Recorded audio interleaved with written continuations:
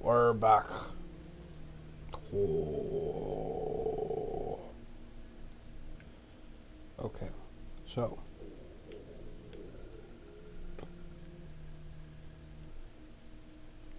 oh, I'm so full. Oh my god, we got some good deep dish pizza. Oh my lord. I am full, let me tell you, boys. So, kind of like all the missions that we did, I think, going let's go. starting at the top and then working the way down Let's move. is the most efficient way.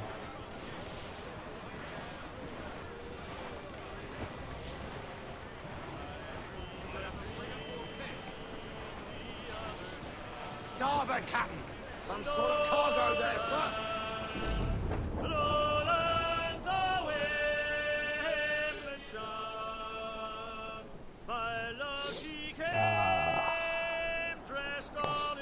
That's a great Jolly Roger.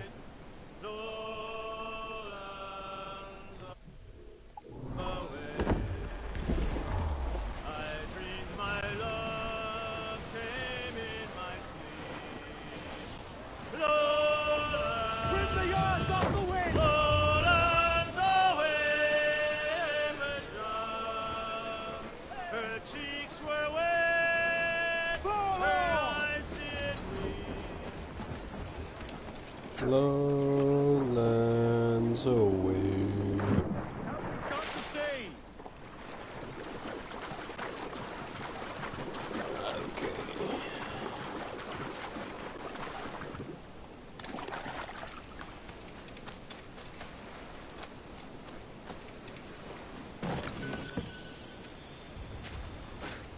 We're basically halfway there, boys.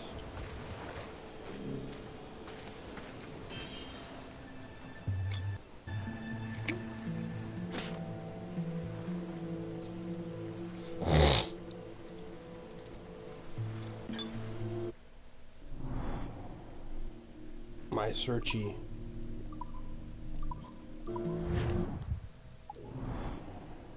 Next one.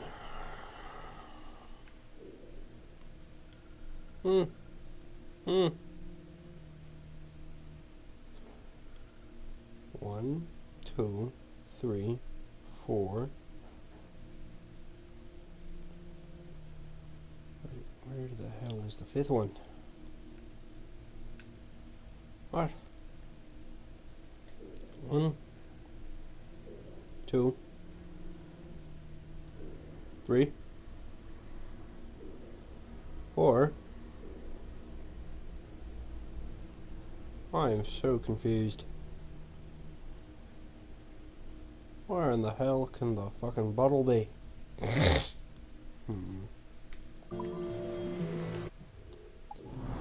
thought it was four. There's oh, well, never mind. There's five. Okay. Missions, shops, collectibles.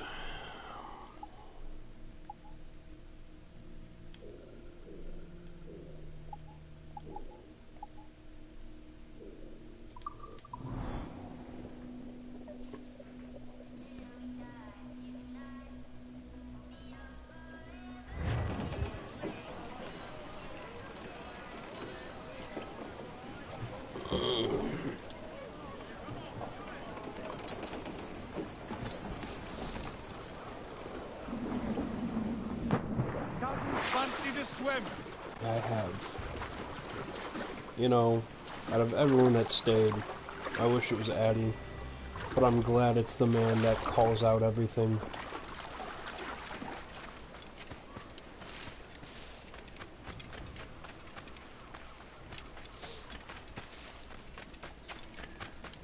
Kid.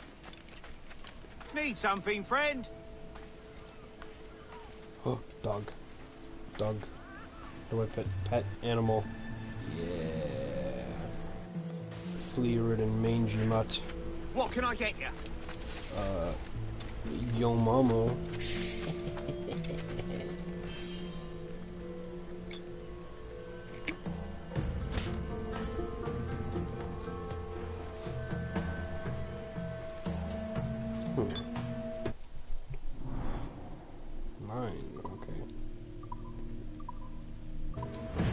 I can't wait to read all of that.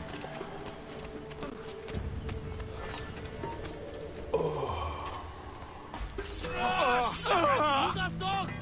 Ha!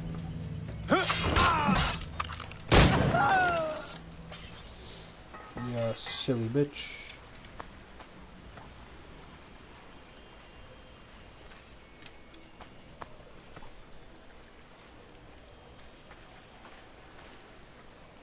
Oh, okay. Huh? Chests. Manuscript.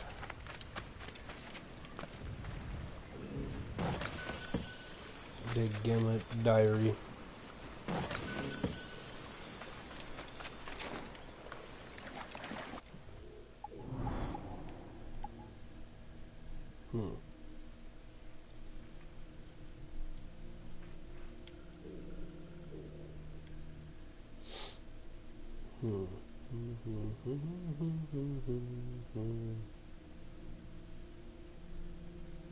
There won't be that many left.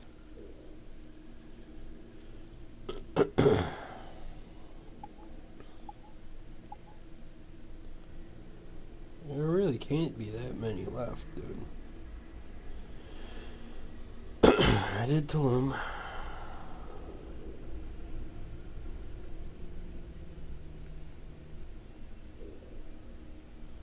Got all those. Okay.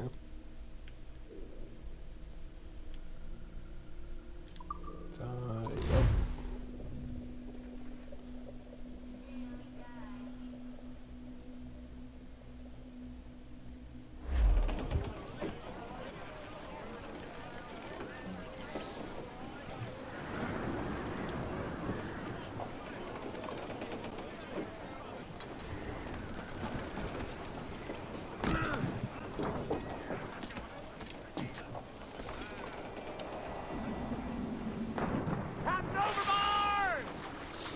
Where's Benjamin's ship?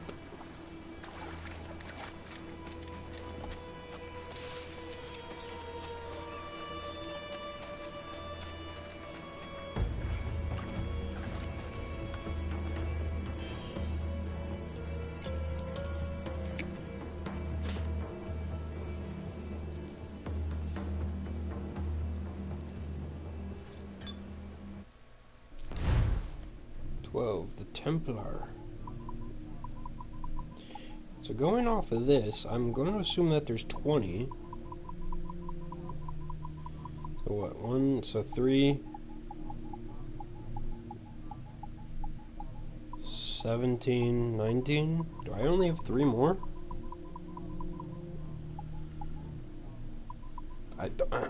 Okay, I might only have 3 more. How many manuscripts are there?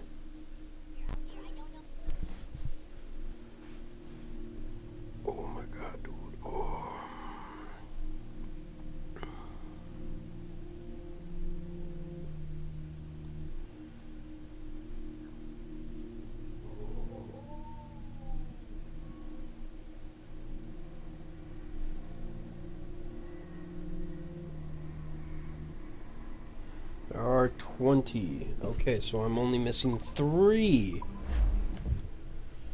Okay, cool. Did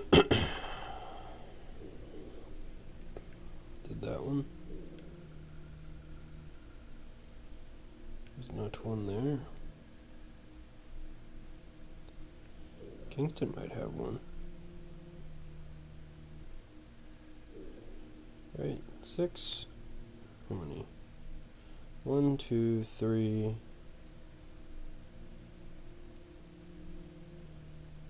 And 4. Okay. It's not in Kingston.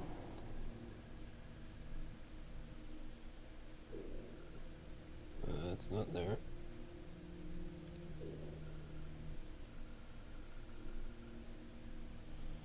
This place got a manuscript. Letter. Alright, so there's one there.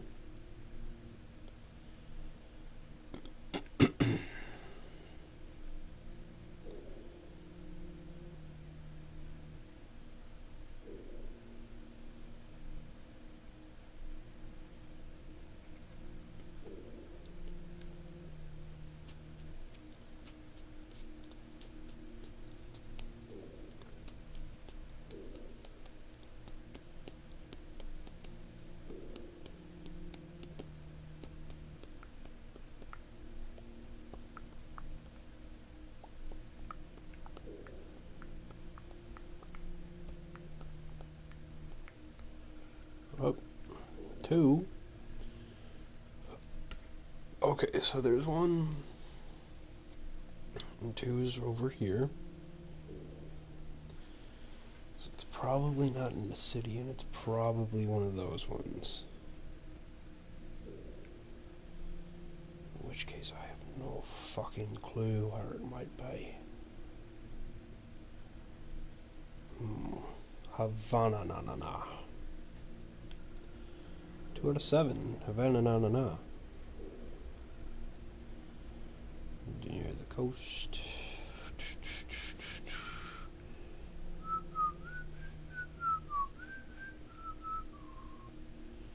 I don't think so. Let's see. 1 manuscript, 2 manuscript, 3 manuscript, 4 manuscript.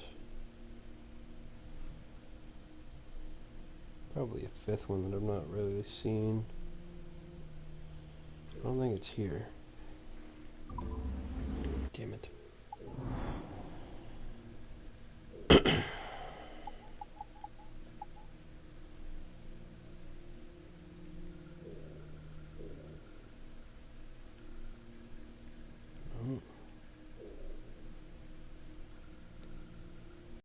No. No. No.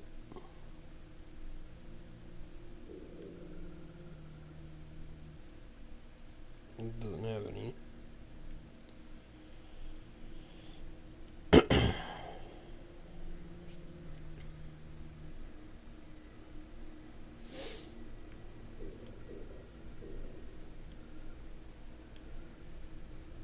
No.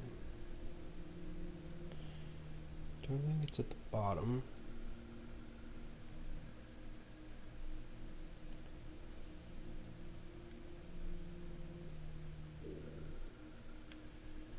Yep, okay.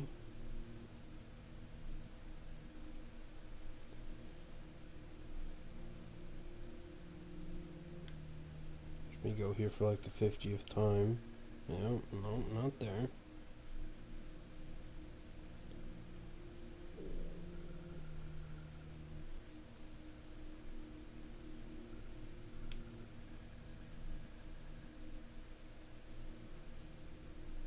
Fuck could this thing be?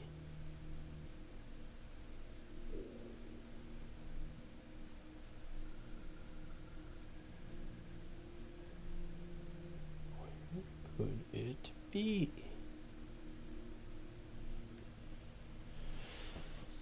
Please don't tell me it's like one of those things.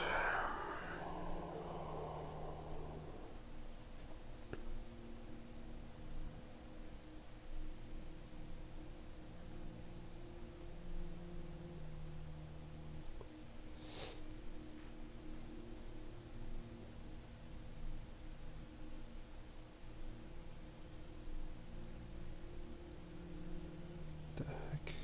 They're called letters?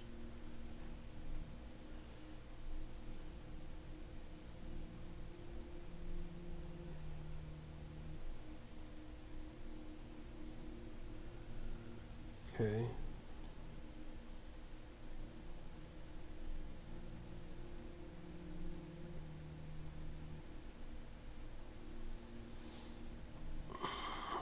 It's 20 letters, okay.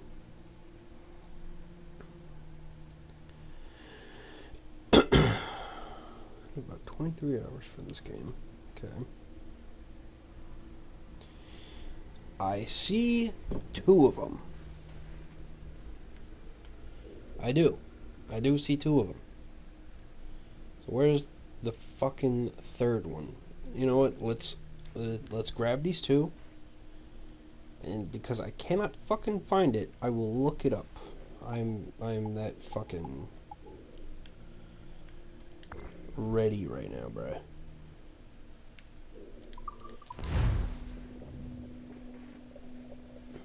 And I'll find whichever one is missing.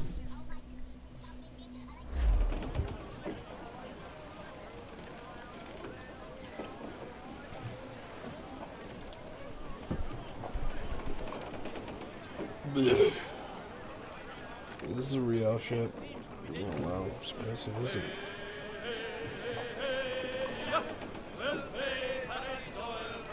Stop it. Okay. Get the mainsails into the wind! We'll all drink brandy and gin.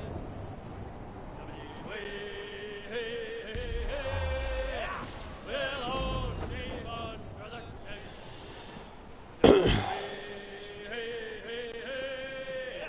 We'll all throw muck to the cook.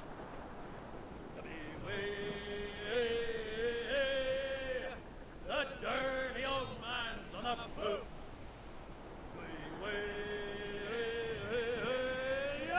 We'll Bowser up when he's done.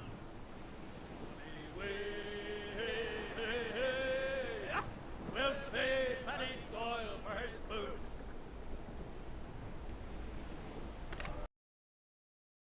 Song confuses me all the time.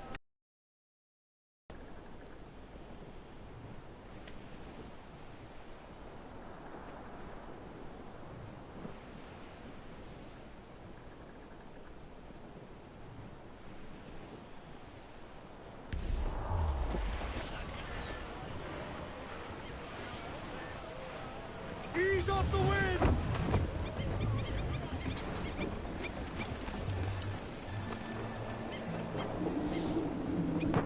Captain Dalton himself!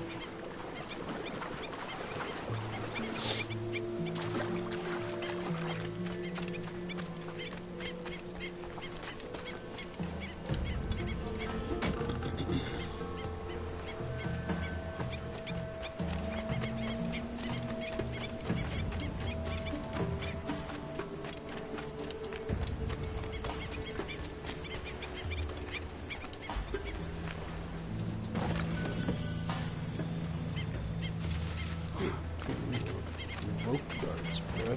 Heck yeah.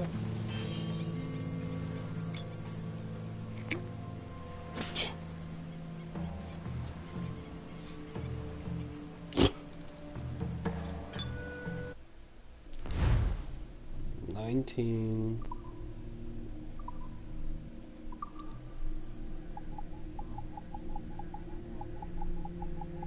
Wow. All these ones, and yet there are not that many fucking shanties being sung. What are 3 secrets? Okay, so the last one is the last fucking Uncharted one. So it has to be in like a city or something. Probably one of the fucking few that I didn't check. The one that I didn't check, and I don't know what the one I didn't check is.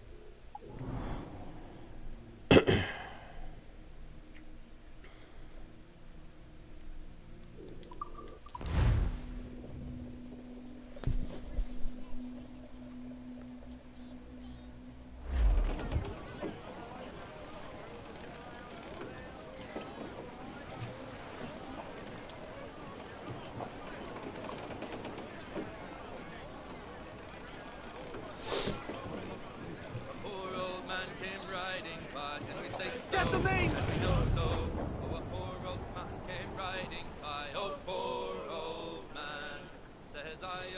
Your horse will die, and we say so, and we know so.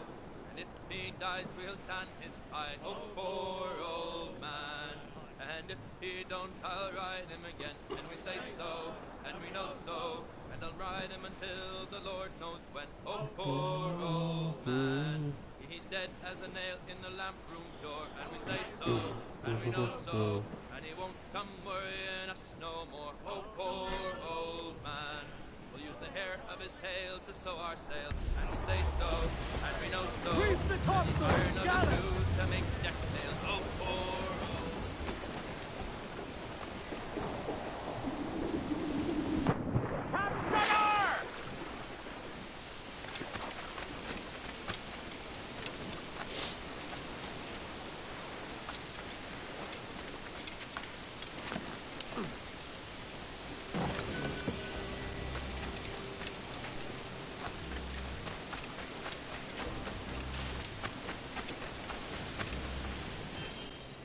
Alright, which one is it? 17 or 3 that I'm missing?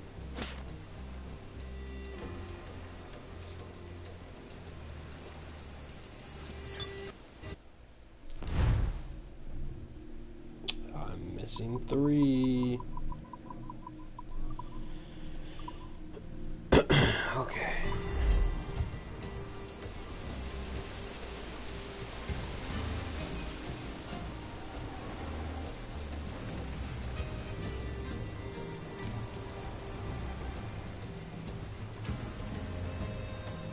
Letter 3.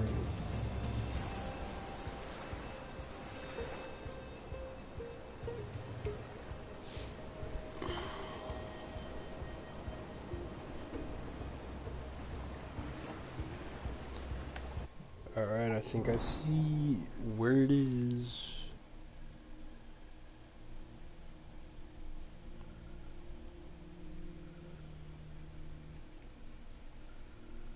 Yep. Okay. Finally, the last bottle. Where are you? There you are.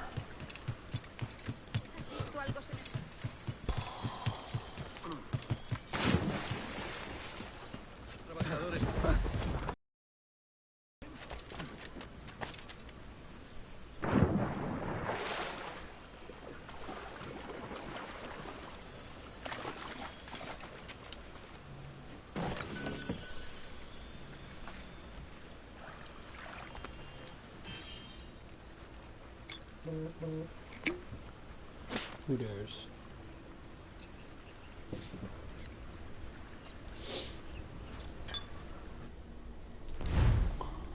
Alright.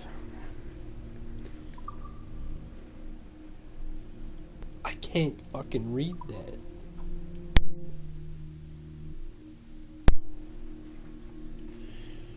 Okay, to any and all who have read this missive, know first that I am Tom Cavanaugh, born in 1652, formerly of Boston, now of the world, living in the year 1706, taken to isolation long ago in the place of my ancestors in pursuit of peace and steadiness of spirit.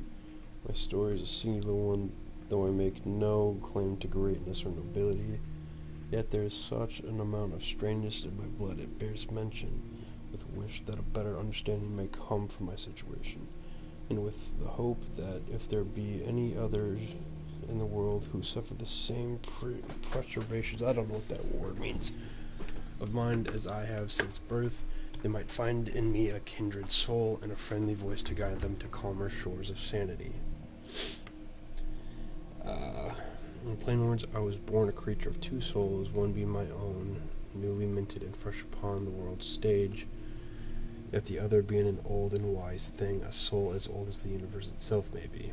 Two souls, therefore, in a single body, competing for supremacy. As long as I have been being, I have felt these two tides stirring within me. How this mysterious incorporation should have occurred shall be the subject of future letters. So is this dude, what's his name, Tom Cavanaugh, is he a sage? Is he the sage before Bartholomew? I don't know. From birth, I was known to my parents and neighbors as a boy of strange habits and impulses. My eyes being different in colors and dimensions always invited odd comment and query, being so easy to discern, but my behavior was also noticeably queer. Oh. I was given to whatever that word's of a mysterious sort, signs and symbols that appeared to my parents to portend a meaning that they could not decipher. It was also said that I never did cry or protest, strange for a babe, but likely a comfort to my dear mother. I'd gained the gift of speech my 12th month, my first words being my love and beloved. My parents seized upon this as a good sign of robust intelligence, but could not have been much pleased with which words were implied. And right they were to be anxious for such a time that I should have been called these kind shepherds mother and father. By the age of 2 years, I had already taken to refer them as Elizabeth and Thomas, a queer sort of quirk for an infant, it needn't be said. But this was my impulse, and until I passed through adolescence and practice, I stuck to. the city I'd call home for the nigh 2 decades. I have nothing but fond memories. Boston was a place of great beauty and peace. My father was a cobbler by trade, and my mother kept a modest house as she lived and raised me as best as she could. And together we lived along the southern shores near the wharfs that saw the tall ships of in their comings and goings, showing all manner of good to and from this young colony. I remember always being fascinated by those ships and the promised adventure they presaged, and it was not for want of distraction or imagination that I spent many a morning sitting upon the docks to watch them enter the harbor from locations afar, or disappear from it, sinking into the horizon as silently as a dream. I wondered then what lay behind that thin line of azure, and wondering set the course of my desire. I wished to travel, to discover. So it was that I knew from those early days I would not live my life in Boston, but would range far and wide in search of the source of the strange secrets within me. Of that more shall be writ at another time, but let it be known that I was content for a time, and that I loved my parents very much. Okay, so this is the sage before Bartholomew, I think. Okay. I recall with great clarity the day of my first reverie. Heretofore, oh God, I had only the sense of my bicameral mind, but on this day I was offered a glimpse as if through a window into that second buried soul, a second life within me. I was 4 years of age, and it was fresh autumn day. I was out with my parents upon the excursion, strolling down to a place called Beacon Hill. We having only concluded our picnicking, now ranged from within the peak to take a view of the city below. It was then when a coolness fell upon me. The world seemed to darken and glow all at once. I fell back. Landing, it seemed to have been a pair of coddling arms. A voice said to me, "Go, beloved. Go to your rest." As eerie as this was, a deep love suffused me. Suffused? The voice went on. Your sacrifice will not have been in vain, and though you must pass from this life, I will see you renewed, reborn to remain at my side forever. Never before, and rarely since, I had felt such a depth of adoration. Then the skies cleared and the world lighted. I woke supine with my parents looming over me, calling my name. It is with deep sadness I shall now relate my genesis of my feeling of great isolation from my parents, even at so young an age, and my powerful sense that I was too much different from them, meaning that they had borne me and raised me. I seemed not of their issue, nor of their kind. And the Riviere described previously cast this feeling in a firmer mold. Seemed not to be of this world at all. Indeed, there were days when I felt not remotely human at all, but of another kind of creature entire. Between the time of my 4th year and my 14th, I was given to such a profusion of reveries and ideas and dreams that I should sound mad to describe them. Yet by outward appearance, I was as normal as any lad, and further was never particularly troubled by what crossed my mind. Visions of great cities made of glass, portraits of beautiful men and women in flowing robes, machines that generated lightning as easily as thunderclouds, vehicles that flew in the skies as birds. As I say, ideas and visions too fanciful to be entertained by any sane minds, yet all too real in my head to be ignored. When I was aged 14 years, my father, feeling I should discover some better skill or trade sensible to my habit of mind, apprenticed me to a master carpenter joiner called Jonathan Davenport of Boston. Master Davenport had then many slaves and 2 other white boys in his employ, one a bricklayer by trade and the other a carpenter, both not terribly clever.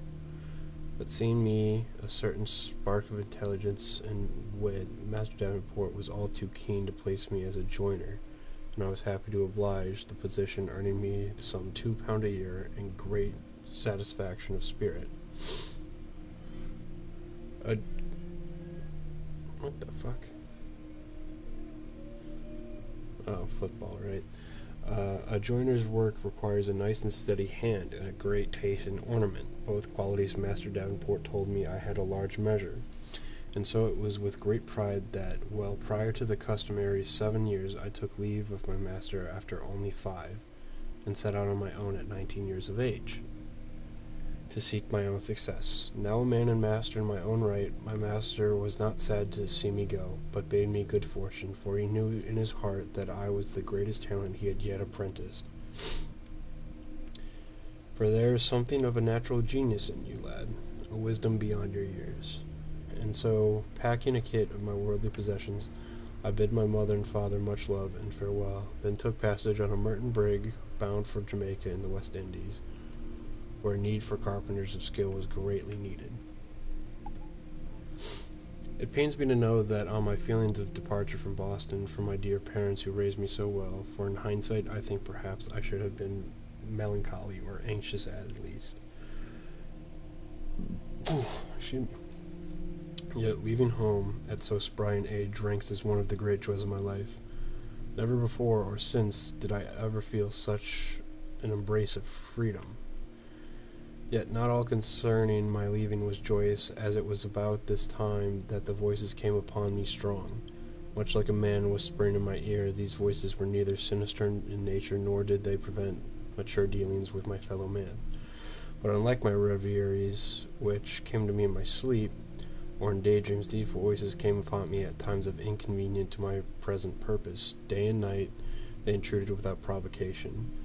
They were not and though they were not constant, they were certainly frequent in nature, and strangest of all, had the qualities of memories. These were times, too, that I'd seemed to hear my own voice among them. Was it possible that I heard conversations from a previous life, memories of those I knew, memories of engagements long past? In the next letter I shall relate what were perhaps the most confounding snatches of conversation.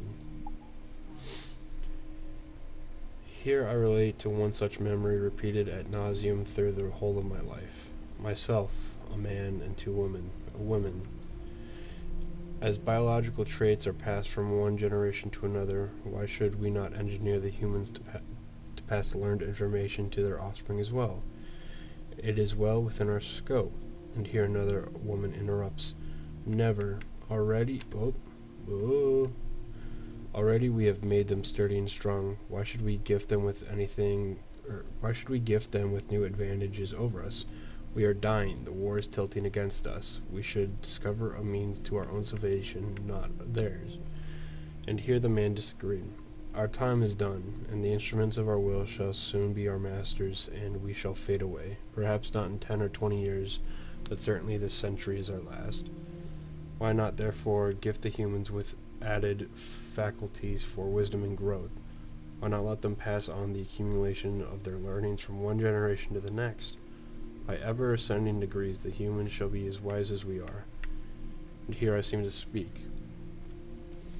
It can be done by simple manipulation of the code within their blood. We could improve their lot. And here the second woman screams, "Absolutely not." And then the memory is ended. Upon my route to the West Indies, a curious incident aroused me in a revelation. It was a wanton act of violence, and I'd witnessed one that proved fatal only to its instigator, a pardoned pirate named Savory, who had come aboard to work off his debts as an honest Christian, yet died a devil full of drink after mistaking the reasonable abjurations of his fellow men for insults. He was taken by a self-inflicted pistol shot sustained as he attempted to load his piece in preparation for the first of 6 duels which he had arranged as challenges against our group. All of us were sad for his misfortune, but none were sorry that our crew grew quieter in his absence. And yet, as seeing the poor chap wound himself so, and witnessing the blood freely flowing from his body, a notion sprung upon me like an idea of long dormant, already within me, yet awaiting a chance to reappear. Thence came the phrase I had heard before springingly in my mind, the code in their blood. Suddenly it was sensible to me, the code of life, like a shipbuilder's draughts in miniature, yet responsible for building each and every man and woman on earth. How was it so that such an idea made perfect sense to me? How was it I understood already that which had no precedent in the most modern philosophies? The code of life, in our blood. Imagine!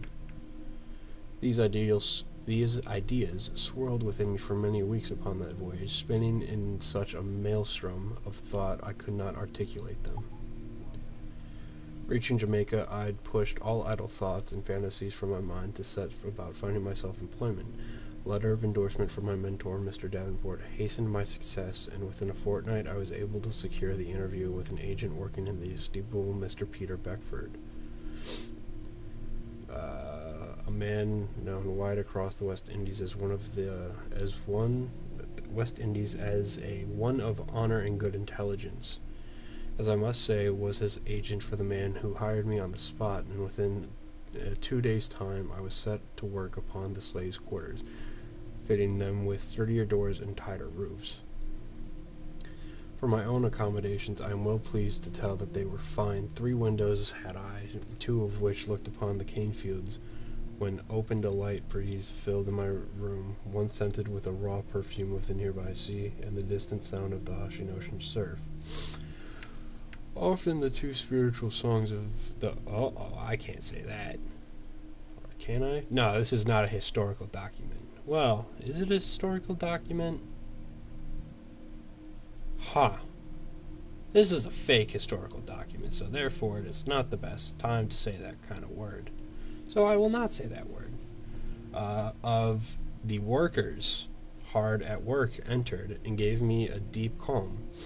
It was pleasant there, only this comfort could not mask the dread I felt at the thought of catching the yellow fever, or another of the innumerable ailments that often struck those newly arrived to these parts. For my part, I saw well over 17 men and women perish from the disease within 6 months of my arrival. Christ.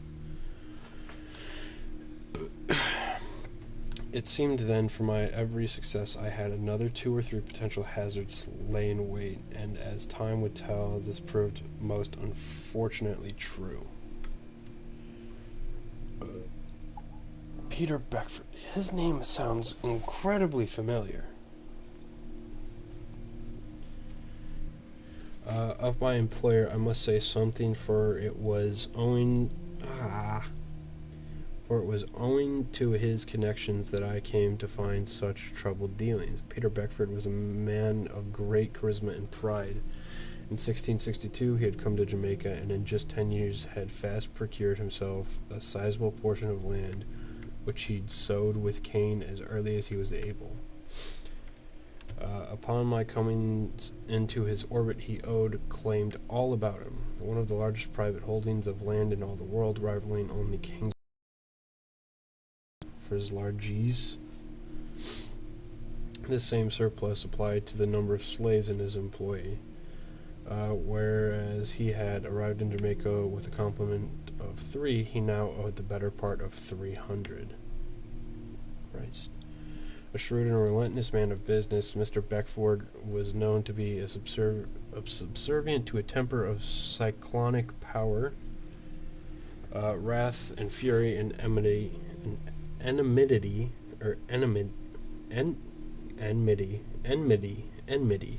Donovan, that says enmity, were his primary means of settling arguments that could not be concluded in Mr. Beckford's immediate favor. He was, however, always kind to me, and as gracious a man as one could help as an employer to be. But this I put down in my status in his eyes. He was a traditional man with a respect for rank and breeding. In earlier times he had been the governor de facto of the island, and though a statesman no longer, upon my arrival, he still bore all the sins of a man, or signs of a man who felt it was his natural duty to lead. Further, his political connections he valued as deeply as the sugar and money it brought him. And it was in this capacity, following the arrival of a Spanish soldier, that I met the man who would change my life and the worse forever. A young man named Loreno Torres. Uh-oh. The Templar arrives. It was April of 1673 when I espied the galleon in Kingston's harbor flying the colors of the men of Holland, which I thought queer but not unlikely. This was a ruse, however, for the ship's cargo was most assuredly Spanish. A gentleman called Torres, once a soldier in the Spanish army, now an emissary on behalf of his king, or so he said to Peter Beckford. I learned later that he'd call himself a Templar, and he had made his visit to Beckford's plantation to look upon Master Beckford's strange collection of collected manuscripts. Torres was 2 days with Mr. Beckford when another subject took his full attention, namely me. The sight of my face stirred in him a strange sort of excitement, which I found altogether untoward at first, until he fleed me with questions that shocked me to the core of my being. Said to me one evening after supper, "Hear you voices, Mr. Cavanaugh. How is that?" I answered, feigning ignorance, though shaken in truth. "Voices from the dark of your mind, or memories to be clear, as if from another life entire." And here I was terrified. How was it that this man knew the odd riddle of my life as it were just a banal fact of history? "I know not what you mean, Master Torres," said I, and I took my leave of him, so anxious as I was. "Good night to you, sir," said he, as I departed. "We shall speak again when you are rested and ready to talk." Still shaken, I bade him good night, and made for my bedchamber, feeling another reverie coming strong upon me. When I reached my bed, I fell into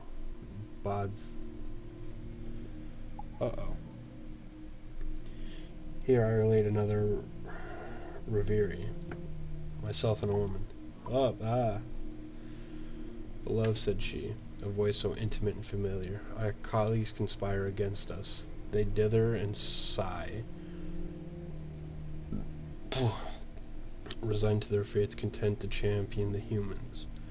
There is hope for us, and there is a chance we might incur our bodies to the chilling world and poisoned atmosphere and the war itself. Will you aid me? Will you submit?" And here I hear my own voice in answer. "Yes, beloved. What must I do?" "Transference," she said. "The shutting of our minds from these old bodies into new forms, mechanical bodies perhaps, or into those of our instruments, our humans. In short, I believe that there may be a way to transfer all we know and all we are into other forms. In this we may survive the coming cataclysm, and live to see our people repopulate the earth, and recover her from those we foolishly set loose upon it." "Transference," I said out loud. "Our minds into alternate vessels? A dangerous prospect, but reasonable." "Yes," she said, "and who better to make this leap than you, my beloved husband, with a mind unparalleled, a constitution unrivaled, architect of the observatory, overseer of Eden's tools, the brightest light in our civilization. If you are not capable of making this leap, perhaps no one is."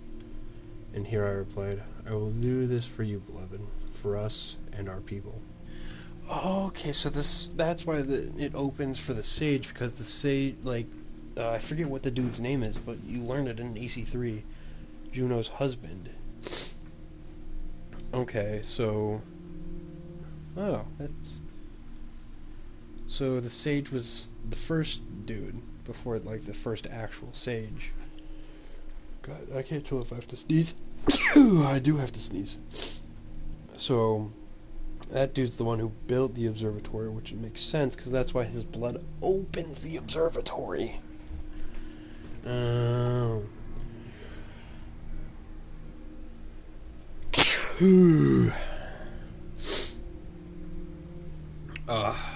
Excuse me. This is interesting. I like reading this. Lost as I was in my reverie, I failed to see the envelope slipped underneath the door in my bedchamber. It read thus: "Dear sir, forgive the alarm I must have raised with my queries, but you have the exact likeness of a man my colleagues and I have longed to meet. Allow me an audience and I will explain it all. Your friend, Loreno Torres. Pondered this letter for some time that evening, wondering what it could mean that I had the exact likeness of a man he knew, and why it should raise so much intrigue. I wondered at this for hours, pacing about the room with a mind to slip from my chamber, when all of a sudden I heard a rapid succession of reports from pistols and rifles outside in the garden. To my ear it sounded as if a war had begun, with me a bystander at its center. I dropped to my knees and hid on the far side of my bed away from the window and shut my eyes, but as I did this, a voice called out to me from my chamber door. "Mr. Kavanaugh," it said. I raised my head and opened my eyes, and there I saw a figure cutting a terrible outline, hooded and robed in dusky sienna. The man lifted a small pipe to his lips and blew. I felt a sting upon my neck, as if it was from a mosquito. I opened my mouth to protest, but thereupon a wave of fatigue took me and I fell fast asleep. I awoke some days hence in a bustling native village in the presence of that same man many leagues from where I had called my home. A native himself, with a strong and serious but gentle face, he named himself Pahom, and bade me not to be frightened. Strangely, I was not, for his demeanor was calm and his words were kind. I asked him why he had brought me to this place. His surprise seemed genuine, and he told me, "You are a sage. Your face tells it plain. Your eyes most of all." I did not know what to make of this suggestion. He went on, saying, "You are but one of a long lineage of identical men born outside of their original time. Your likeness and your soul are a pattern repeated through the ages. Oftentimes a century or more passes without the appearance of a sage. Other times two are born in the same decade. We know not why." Two can be born in the same decade? What? Oh, like... what? And dashed my brains, but when he spoke was known to me in some intric way, and yet it frightened me all the same. How could it be that I was a man reborn? How could it be that I had already lived one life and had plodded through a second, still pondering the first? I spent many a day with this man Baham, and in that time he had told me all he knew, then asked questions of his own he hoped I might answer. For several days I stayed with my captor Balam,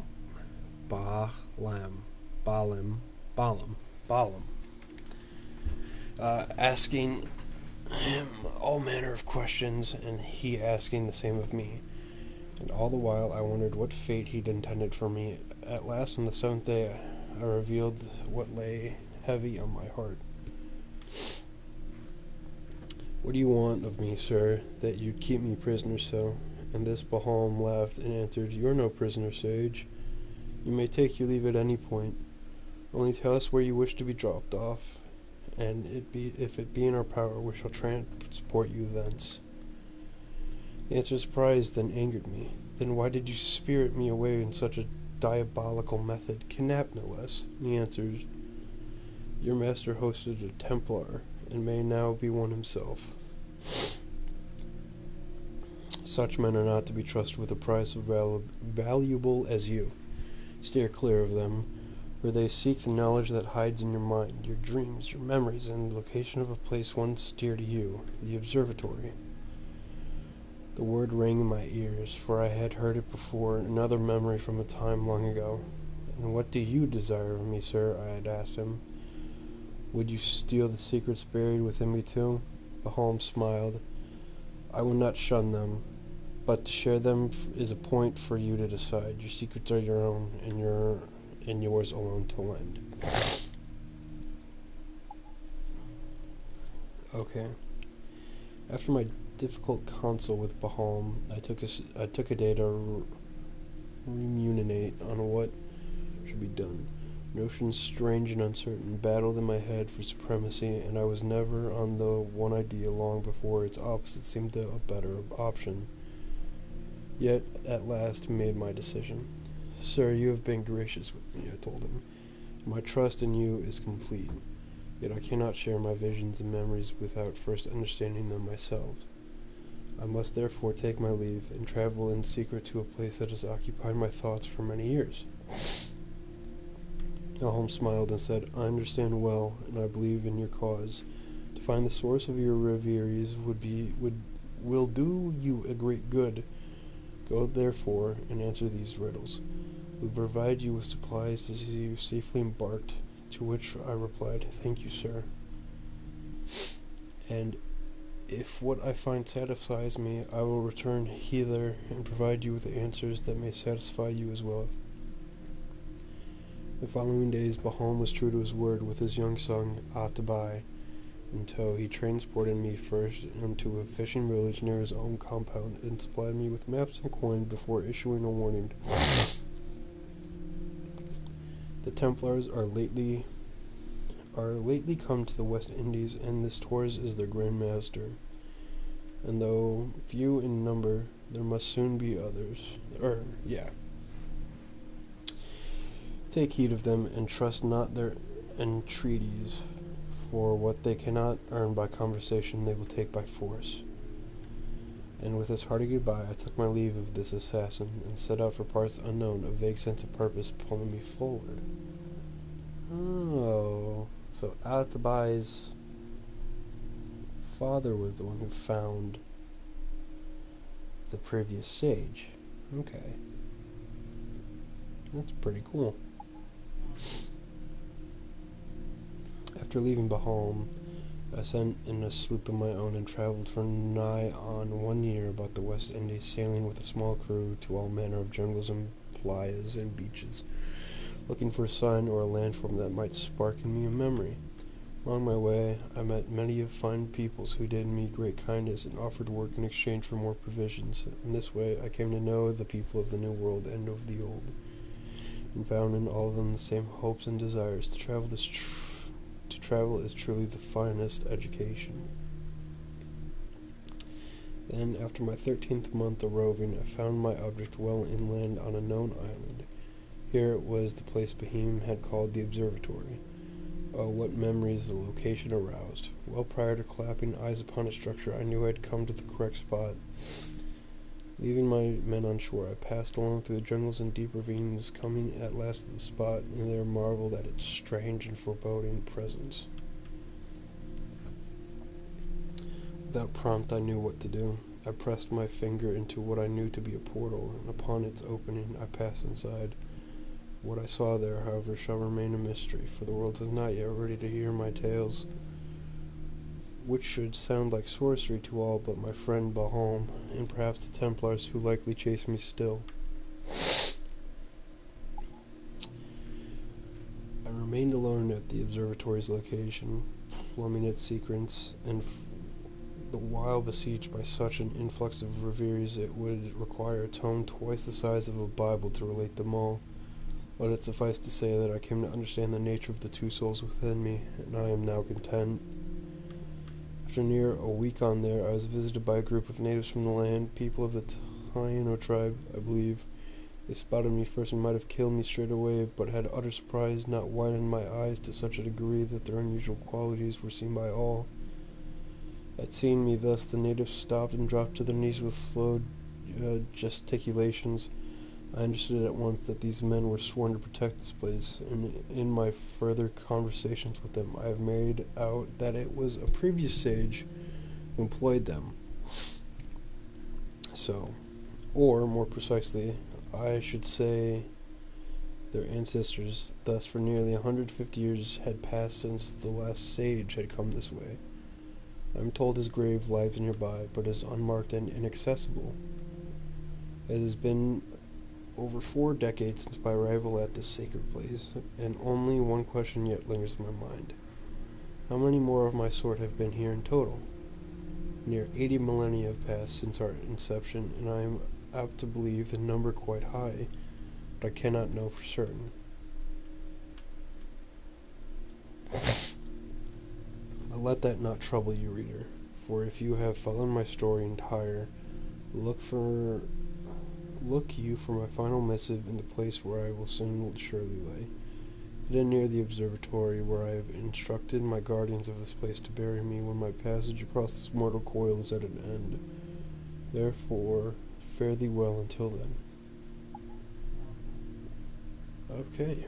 As I write, the year is now 1706, and I am sickly and in poor condition, and so must tell what little else I can of my condition.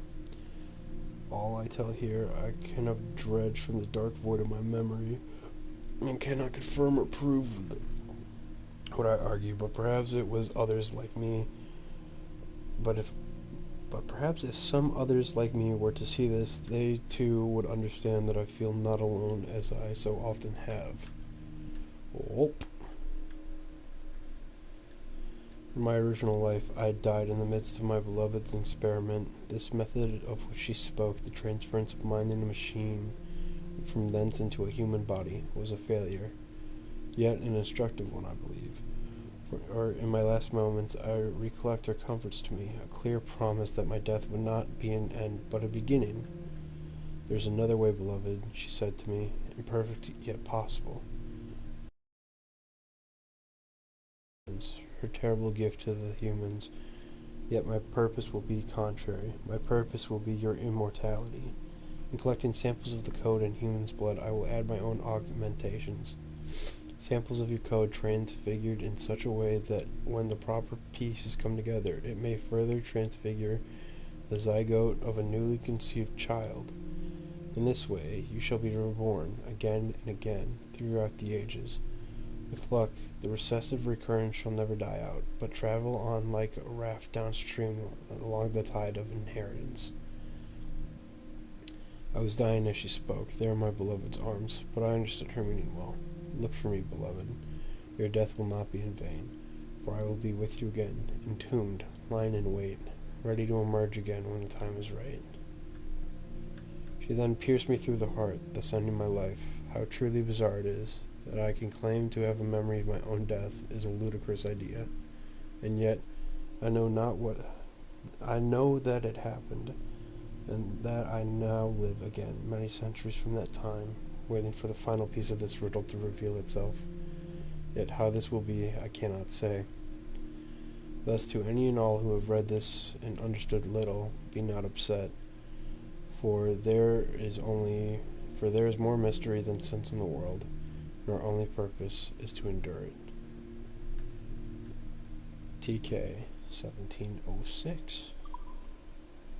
I was not expecting that. Was not expecting that at all. That was great. I like that little piece of lore. That was nice. I never knew that. Huh. Neat. Anyway. Well, we found all of those. So now it is time to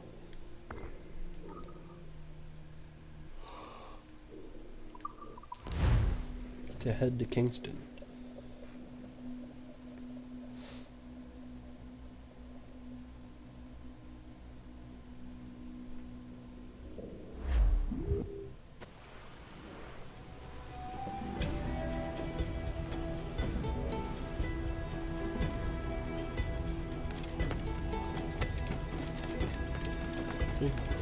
Bing, bing, bing, bing, bing. Oh. Woods Rogers. Oh, it's the party. I'm not gonna lie, I thought Woods Rogers died a lot earlier in the game.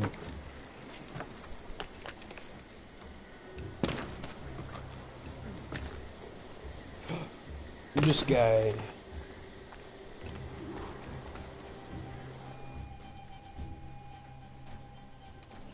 Captain Kenway. You have something for me? The present whereabouts of the Templar Woods Rogers. He is attending a small political function, so do it clean. The word is King George is calling Rogers back to London. Aye, not happy with his progress in Nassau. Still too many pirates roaming about from what I hear. You'll need a disguise to fool the powderheads at this party. I suggest the visiting diplomat, Ruggiero Ferraro. He's been on our list for some time. Understood. Will you send this to England for me? Aye, the ship leaves tomorrow. Caroline Scott Kenway, Hawkins Lane, Bristol.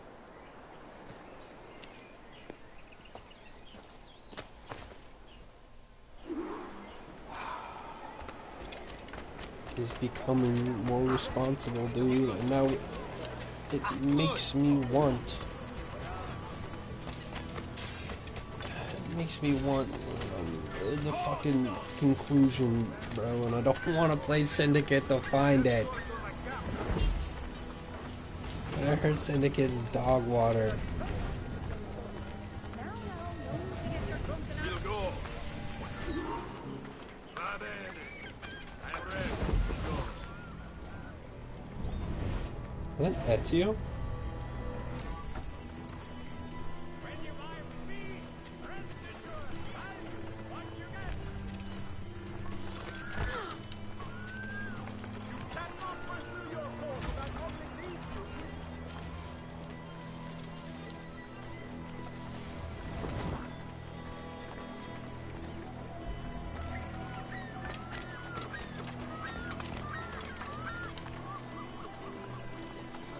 There is no beauty to this city.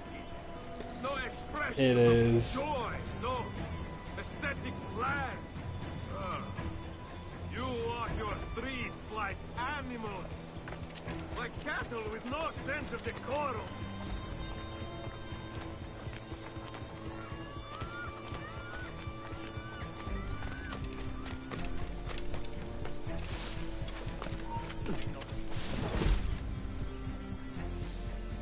You thought you saw something, didn't you? Goofy-ah.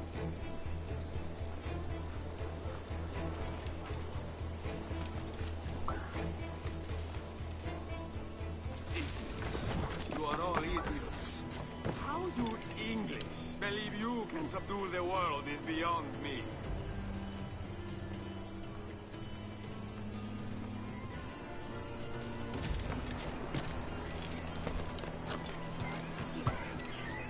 Haystack.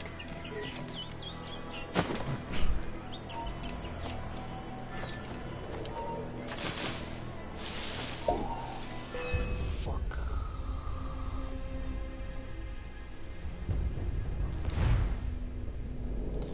I see the haystack now. Va bene. I'm ready. Go.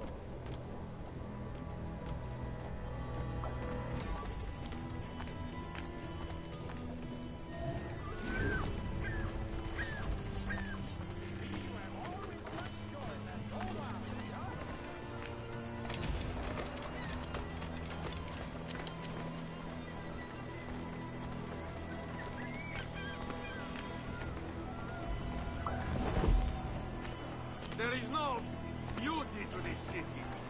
No expression of joy. No aesthetic plan. You walk your streets like animals. Like cattle with no sense of decorum. Oh, only after one and already is disgusting.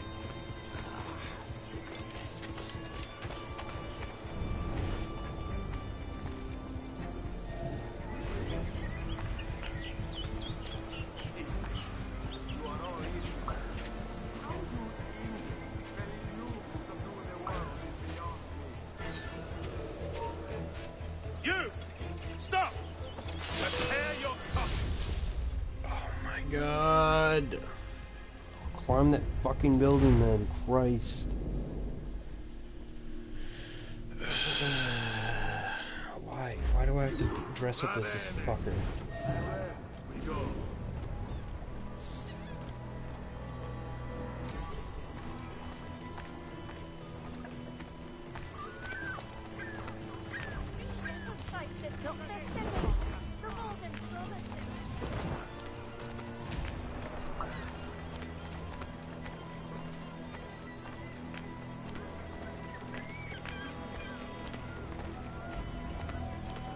There is no beauty to this city. No expression of joy. No aesthetic plan. You walk your streets like animals. Like cattle with no sense of decorum. Right. Sure.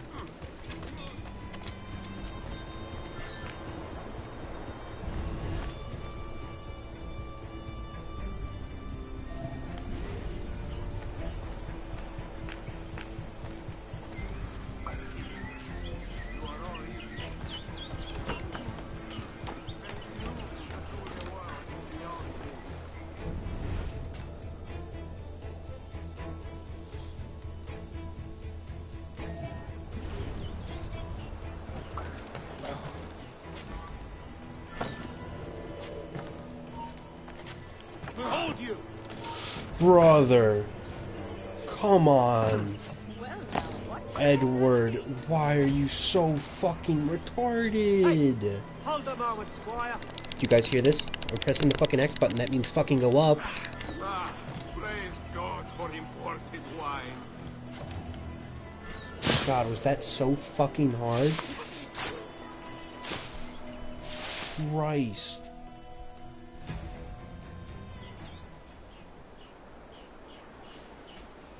Fucking ridiculous.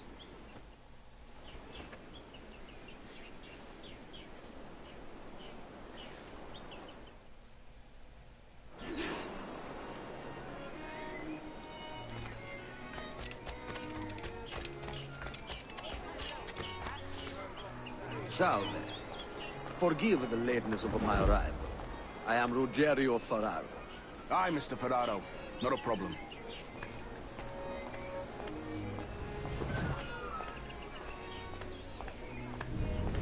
Ladies and gentlemen, a toast to my brief tenure as Governor of the Bar. For under my watch, no less than 300 avowed pirates took the King's pardon and swore fealty to the Crown. And yet, for all my successes, His Majesty has seen fit to sack me and call me home to England. Brilliant! God bless the fucker! Therefore, hooray! Hooray for the ignoble and ignorant prigs who rule the world with sticks up their asses! Hooray! I don't converse with dandy prats. I don't converse with fucking bitches, but yet here I am sitting next to your boring And ass. how is Mrs. Rogers these days? I haven't the faintest idea, and I don't intend to inquire any further. We separated almost 5 years ago, and both our lives have been the better for it. Forgive my curiosity, Governor. Perhaps I'll be more candid later, when the remainder of my reason has left me.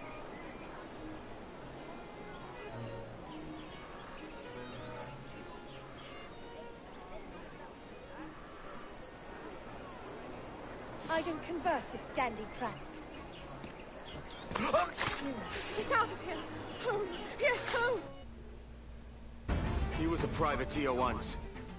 How is it you lack so much respect for sailors only trying to make their way in this world? You couldn't possibly understand my motives, cretin! Cretin. You have spent a whole lifetime dismantling everything that makes our civilization shine. But I do understand. I've seen the observatory, and I know its power.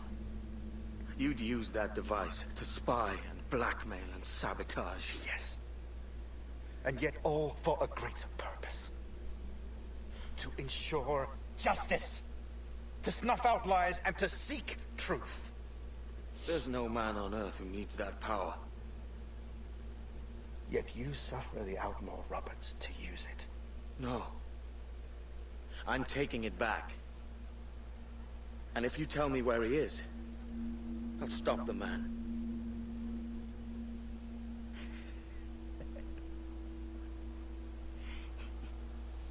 Here at the edge of a blade, I find a friend in you at last. Principe, you mad bastard. Our best sources say Principe.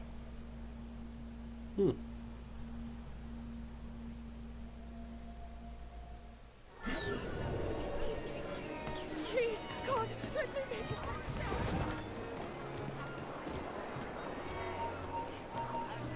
Hold that! That man there! The Italian! He did it!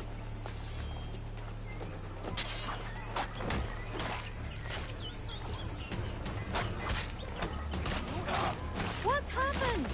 Is Captain Rogers hurt?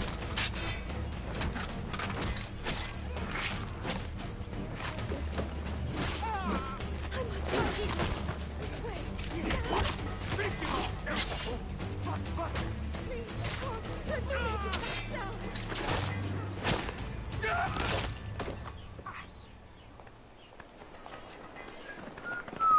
Mamma mia!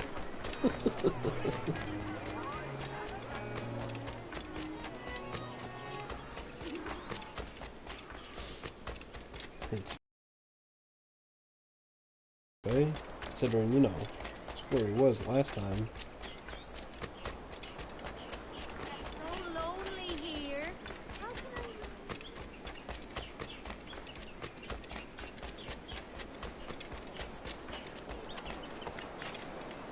What's up?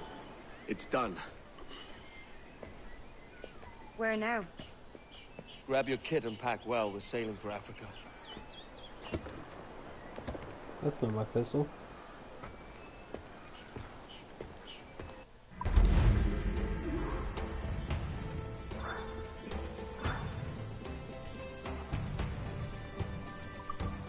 That's not my shit. Where's my gold shit? You motherfucker. Forget his name, but dude, that dude's got a voice like a god.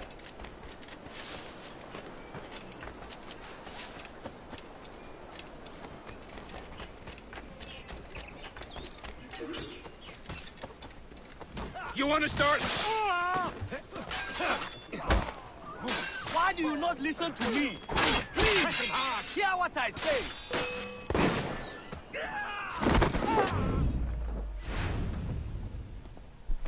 Captain Kenway, just in time. I'll see you back aboard. I'll see you back at boy.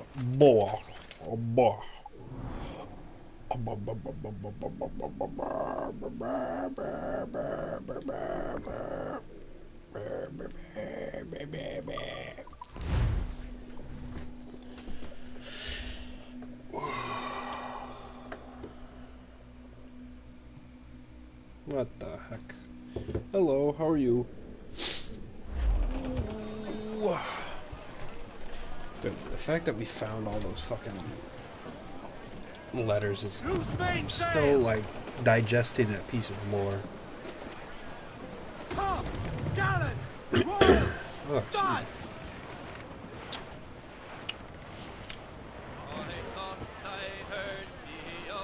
To larboard, sir! Loot floating by here, Tomorrow ye will get your pay, and it's time for us to leave her. Leave her, Johnny, leave her. Oh, leave her, Johnny, leave her. For the voyage is long and the winds don't blow, and it's time for us to leave her. The wind was foul. On your mark, Commander! Looks like a frigate! Royal Bloody Navy! Seems to be alone, sir! Fire! Axe ready to grapple us, sir! Oh, ain't no way I'm platinuming this thing. Because some of the trophies for this game are multiplayer, and they shut down the servers for it, so a little late for that, sadly. But I figured out what the next game that I'm going to do is for Assassin's Creed. It's just going to be, I think it might have been a DLC for this game. So, you know, there's that. Whoa. It's going to be Assassin's Creed Freedom Cry. We have to play as Adewale, who used to be the quartermaster for the Jackdaw. He's an escaped slave. And that's gonna be awesome. Ooh, oh, that's over it. Oh, no, it isn't. Oh. Man. No, no, no, no. No. Gross. Played that. Whoa. Is this a frigate? Uh-oh. What is going on?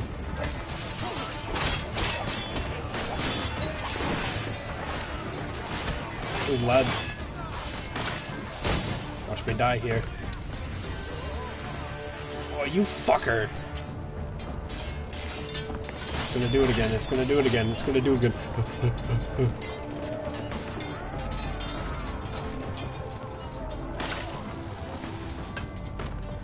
Fuck you.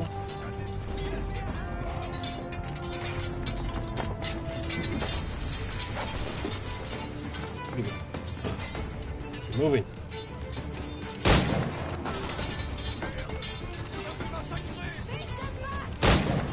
There we go. Okay, not what I wanted. Actually, not what I wanted, Edward. Hey, man.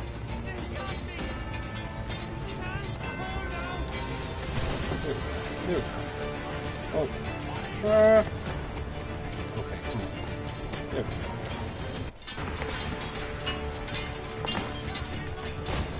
go. Whee! So what are you guys doing, huh, Justin?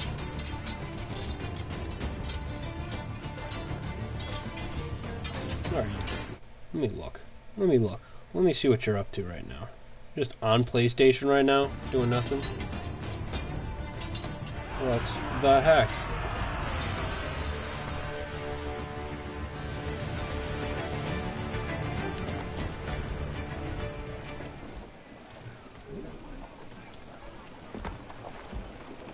Okay. Do that one. Oh, yes. Nice. Join us, or die.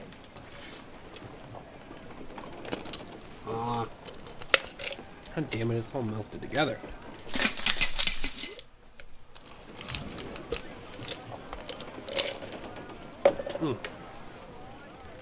Loose and swim too! Oh, that's sloppy seconds. Fuck that.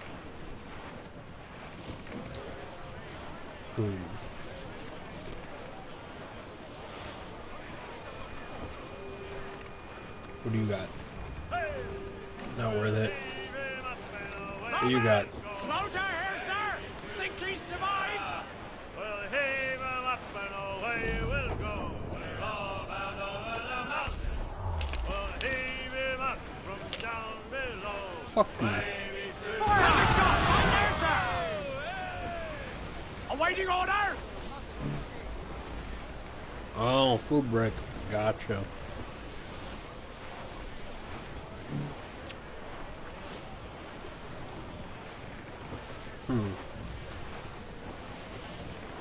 What are you eating, huh, then? Today's Thursday. There's no specialty on Thursdays.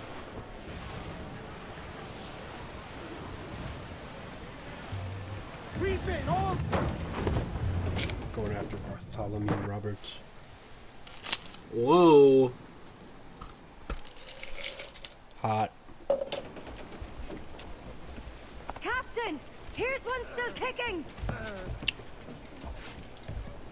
Who did this? It were a large vessel, the Royal Fortune. Roberts. Offered no quarter, didn't say nothing. Nice. Nice. What kind of ramen? We talking chicken ramen?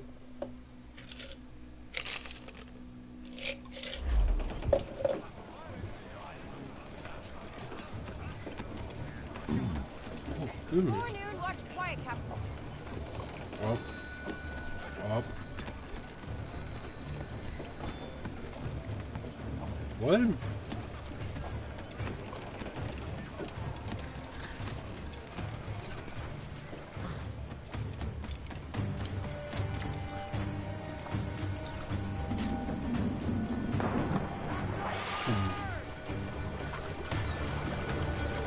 at all them fishies, dude.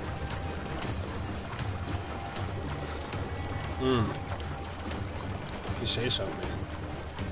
I've only ever had chicken ramen, so I don't know. They're like superior flavors of ramen.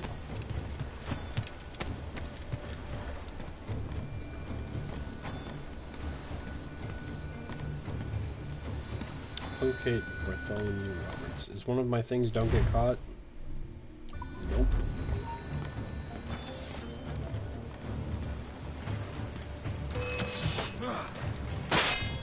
Oh, damn.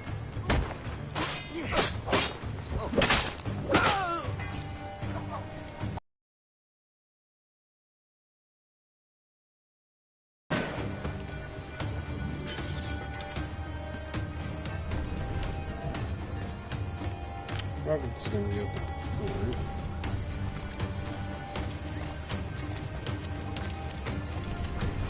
Oh, well, that's awkward.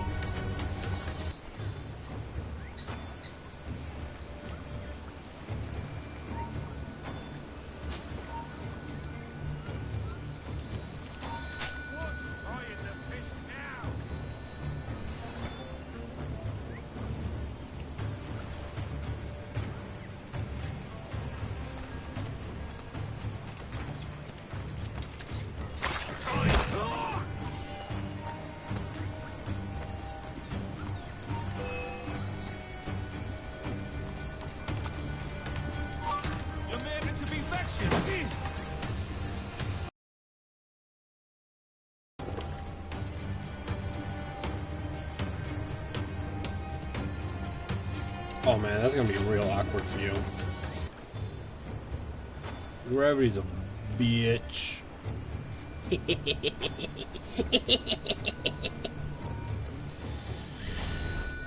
Robert. Oh, Robert, you left me for dead, my friend. I'm now coming to kill you. Rope dart. I think that's how I'll do it. Oh.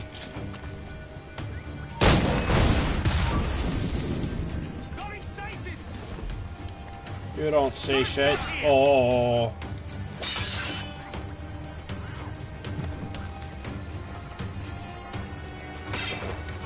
Fuck you. Alright guys, you know what? Follow me. We're getting this objective done. Where is another barrel? Barrel. There's gonna be a barrel over here. What's up? You guys didn't see any barrels? Explosive barrels.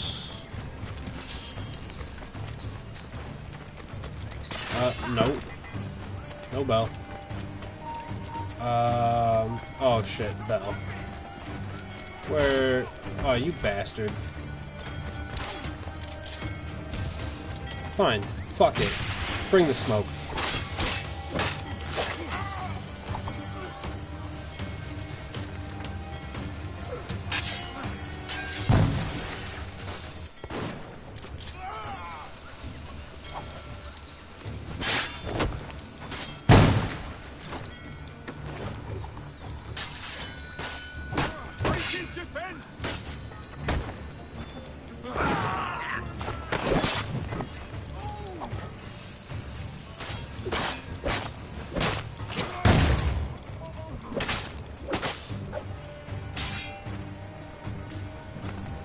Fuck it. Oh.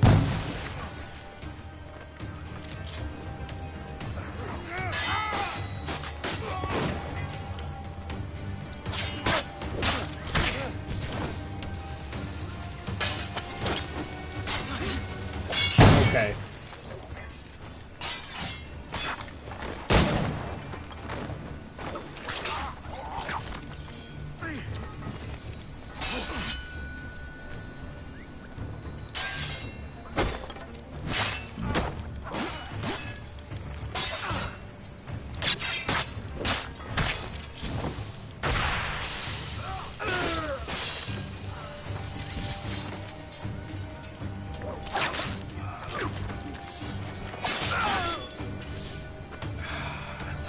Rope darts. Alright. Oh man, I was that close. Are you shitting a fucking brick right now, bro? Come on. I can't believe I didn't see that. And by can't believe, I mean I totally believe it.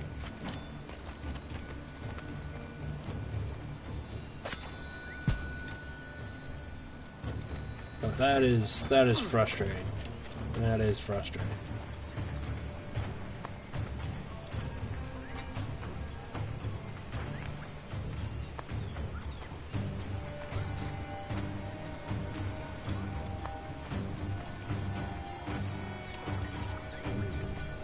Justin, what episode was your favorite from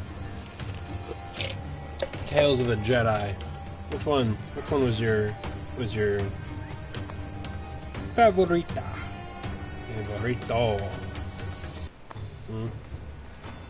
Which one was it? 1, 2, 3, 4, 5, or 6?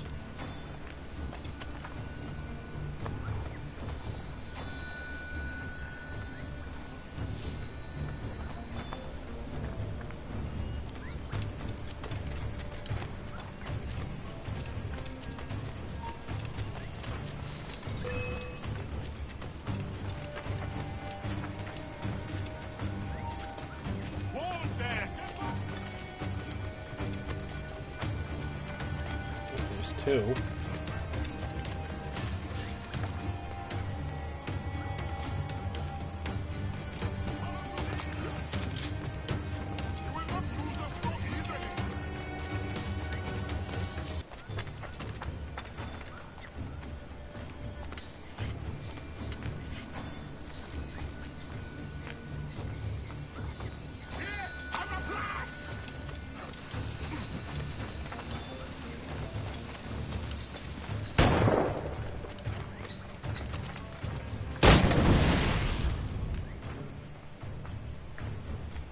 That worked out pretty damn well.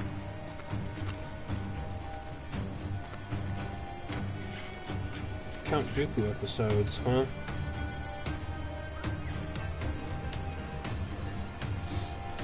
Oh, whoa, spoilers, you motherfucker. Whoa. Whoa, I was just asking for numerics and you just had to give me the whole episode fucking spark notes here. Wow. Oh. Oh, wait, maybe. Hey. Hey. Hey, you. Stop, you! There you go! Hold that man!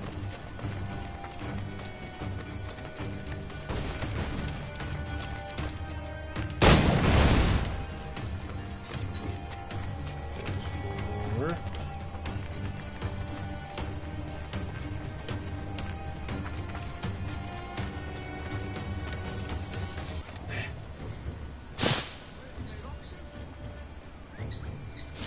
Yeah, here I am. Come get me. Oh, you got a gun? Whoa. No. I said I was gonna wait until the next day. It's still the next day. I think. Yeah, it's still today. I said that yesterday. You know, rude ass. It's fine. I figured he killed someone.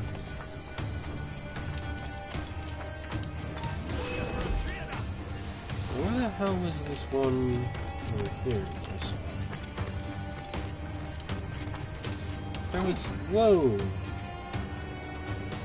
Oh, fuck you.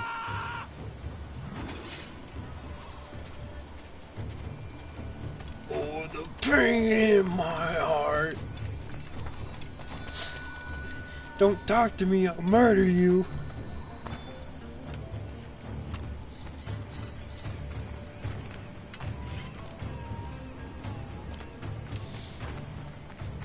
Gotta be some barrels up here for me to kill 2 people with.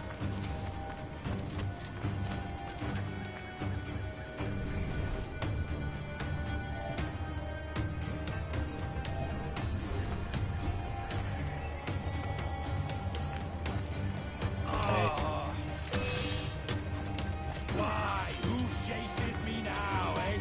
Is it a spectre come to spook me? Huh? Or the gaunt remains of a man I sent to hell?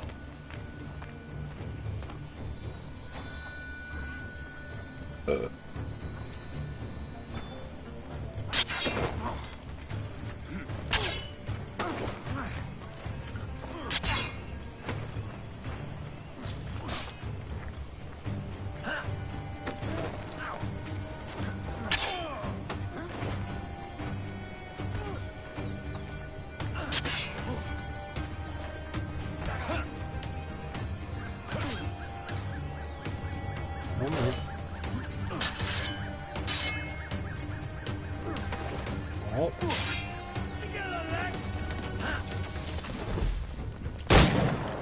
Oh.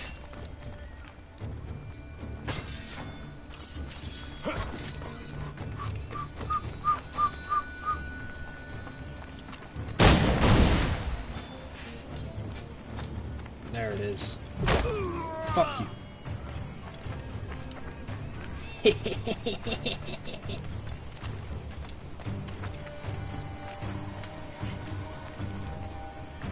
Look at this man. The eyeshadow is immaculate.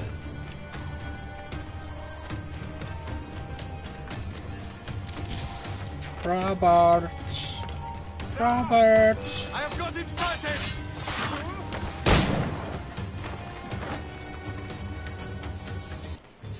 Oh, there was some right there.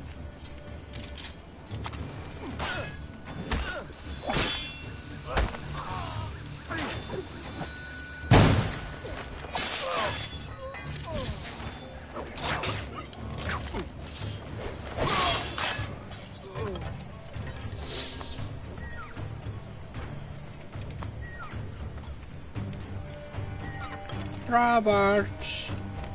Daddy's home!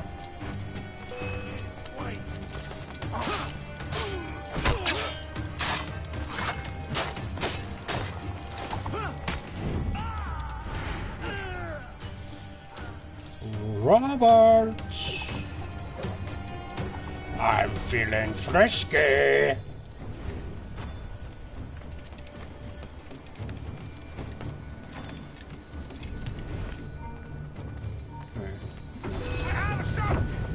There you are. Okay, fucker. That will not work. I will catch you. But... Okay. I guess it fucking won't.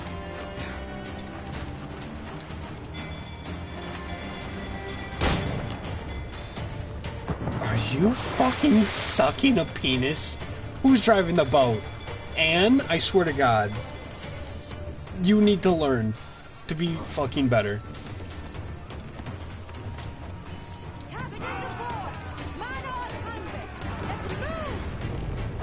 Alright.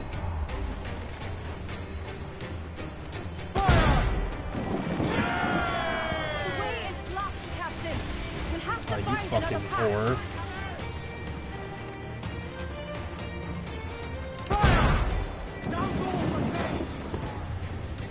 As much sail as you can! Bear it down on land, sir! I made that. I made that. Ground it all on! Careful of that mortar fire!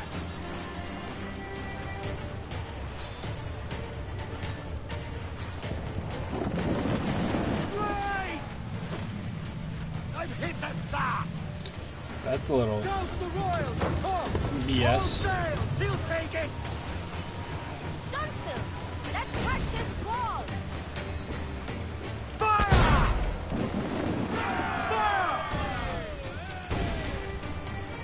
Ready to fire! Fire! Fire! Ready to fire, sir! Fire! Fire! Fire! Fire! Fire! Alright, I'm fucking sick and tired of their ass.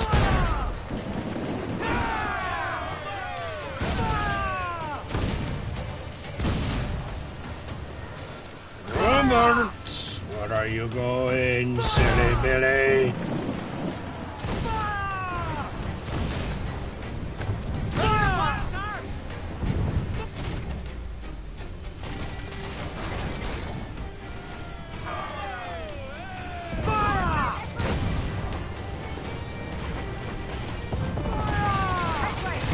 Cross trees on the horizon!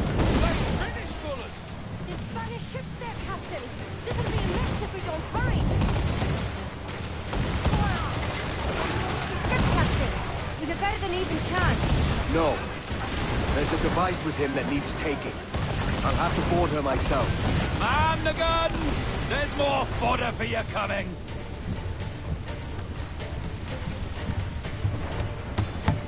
Fucking Spanish.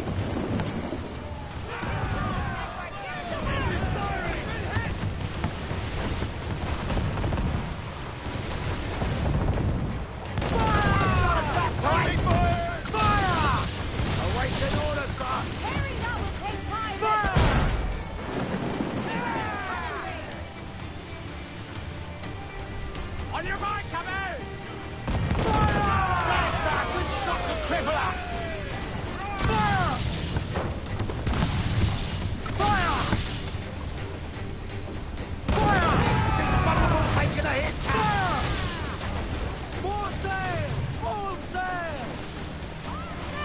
Fine, fuck it. We'll board these motherfuckers so that way we can get. Bring them in for a speedy kiss! We'll kill all of them.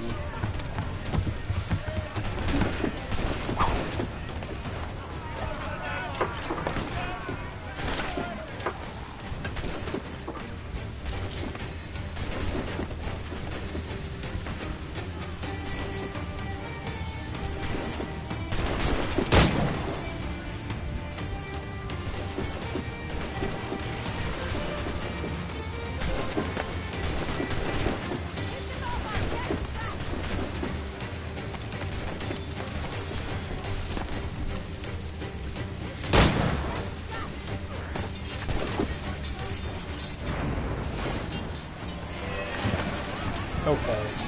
How?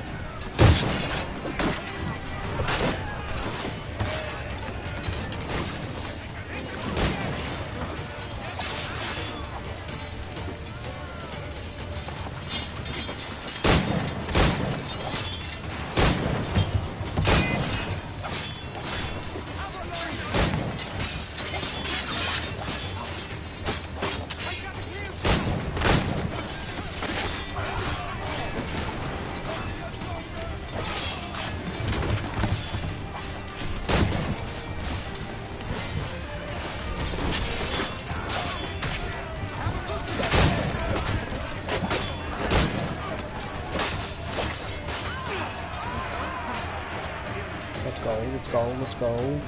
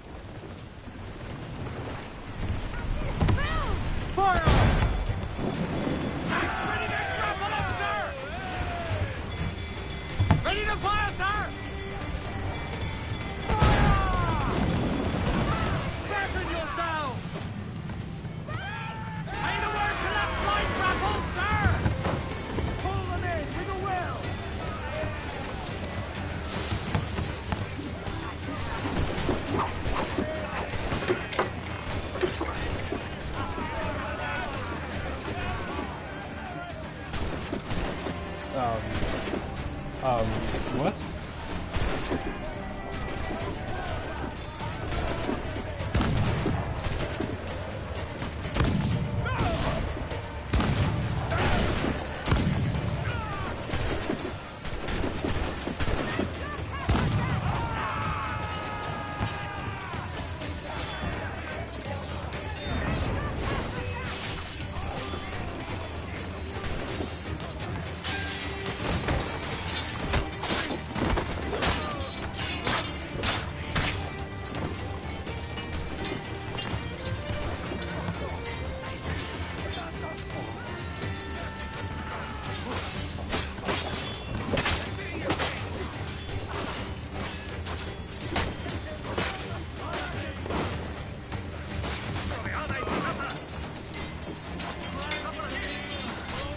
Whoa, where'd you come from?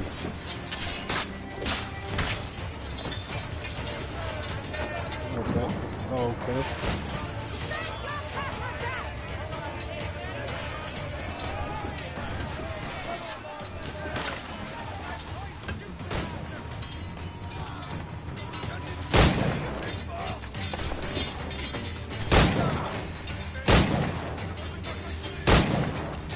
I missed all 3 shots. Thank you.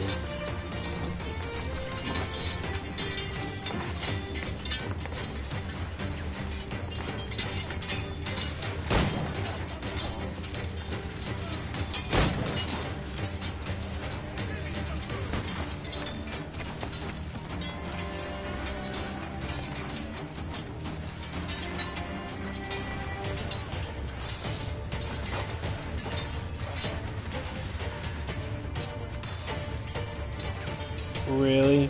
Really? Okay. Christ above, dude.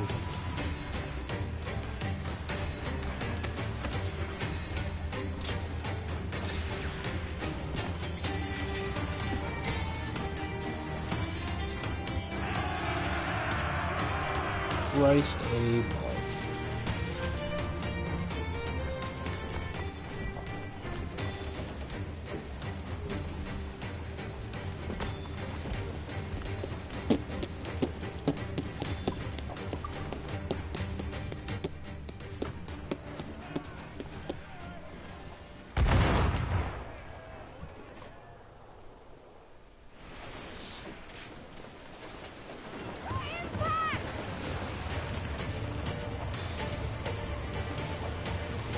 Do you have anything in the middle of it? Let out the sail! Off to your ancestors, then.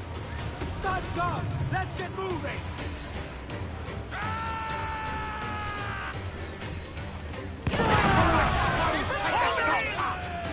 Toast the gallants of oil!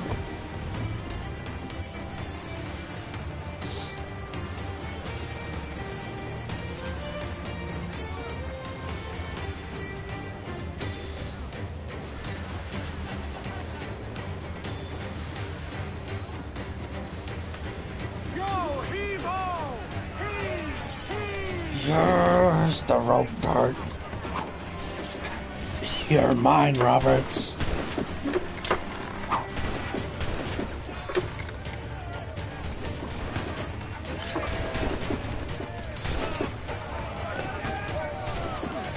Arden. How can I not be impressed by the attention you paid me? May the best of we two sing praises of the second!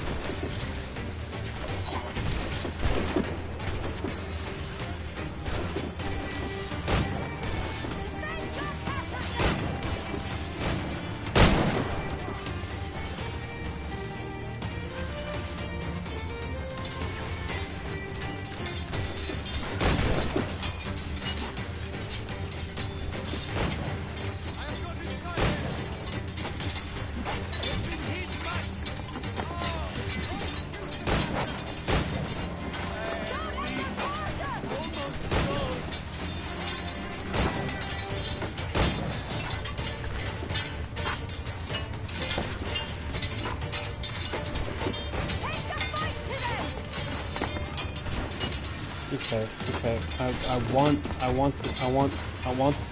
it. Thank you.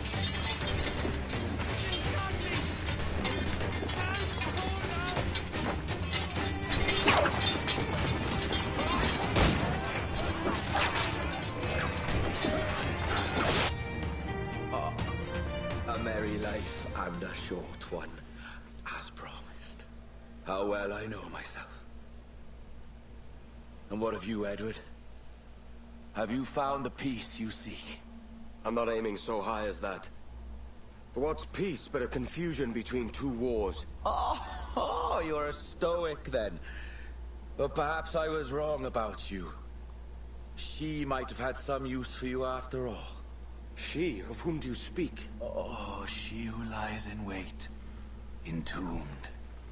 I had hoped to find her, to see her again, to open the door of the temple and hear her speak my name once more. Talk sense, man. Oh, I was born too soon. Like so many others before. Where's the device, Roberts?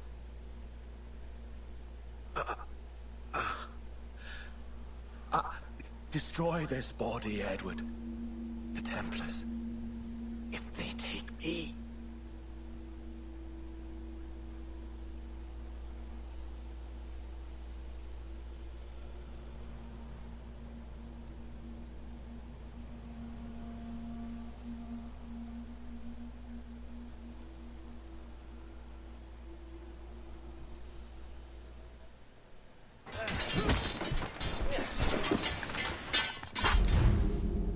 I don't know if I got that.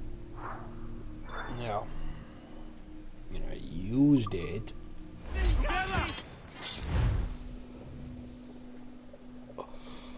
Ah.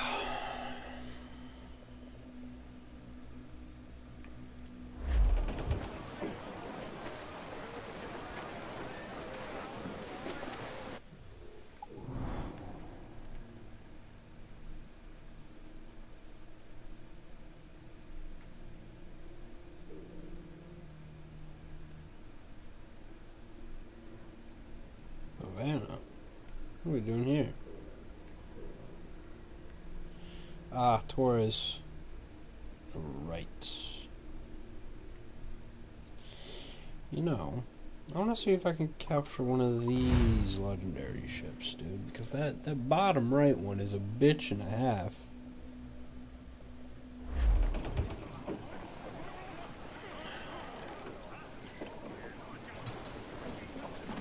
Ahoy, Captain! Care to lose all the unwanted attention? You require my services? So, sell hunting goods. Don't have a need for any of these anymore.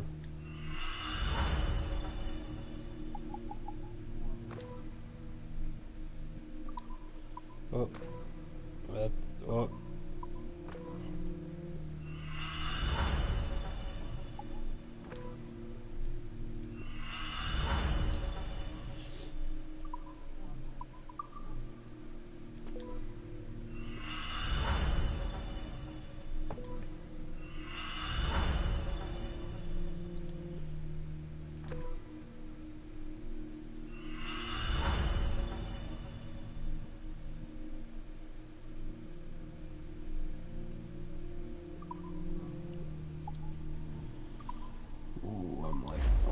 Mutually agreeable, I'm sure.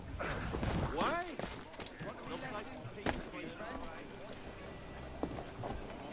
I am close. Can I do this one mission yet? Can I get all my buried treasure?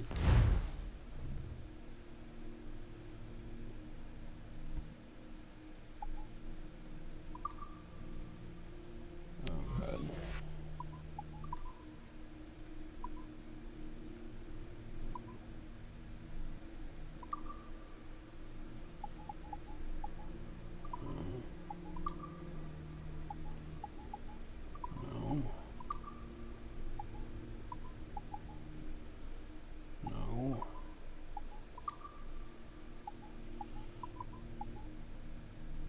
It's the Lost Expedition 2, right?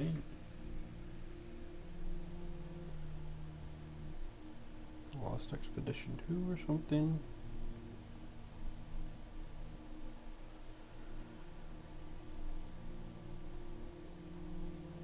Great Reputation 2 and The Empty Cellar.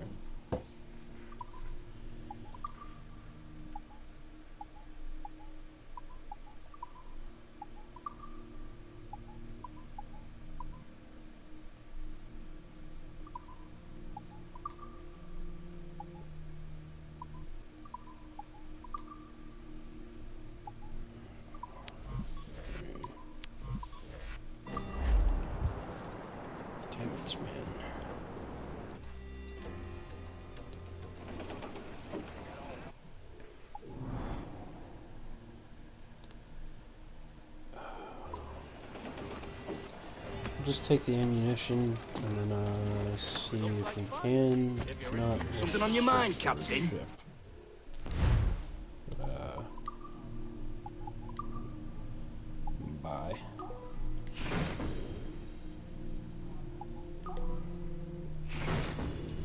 Yeah, 20 mortar. Sweet winds of profit. Follow your end.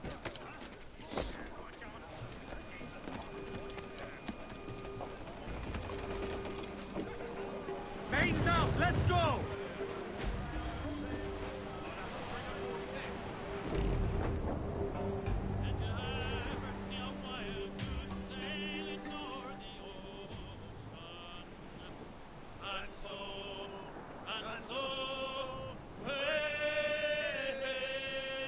They're just like them pretty girls when they get the gold. Larboard!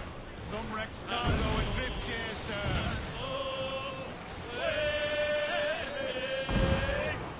The other morning I was walking by the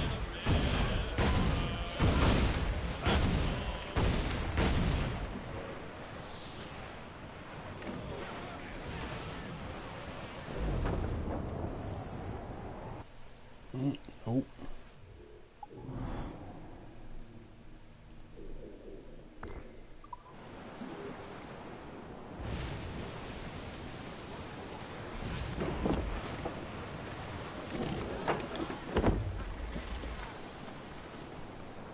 Let's see how this one goes, dude.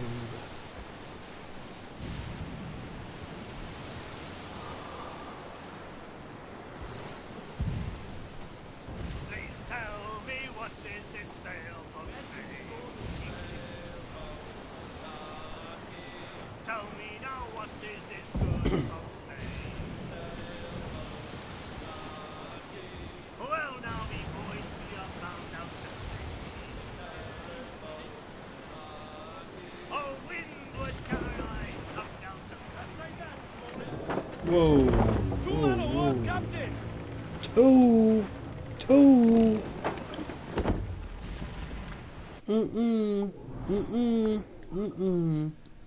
Why are there two? Why are those two of them there, bro? Come on. Ridiculous. Ridiculous.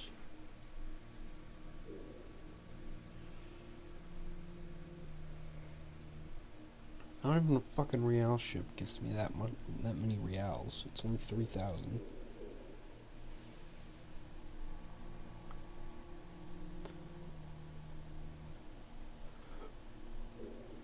Don't have any missions or anything. Alright.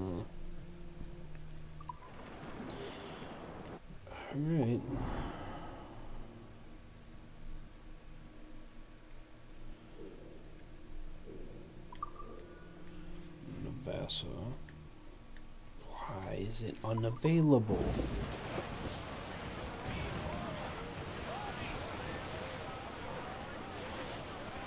Why? And how is it unavailable?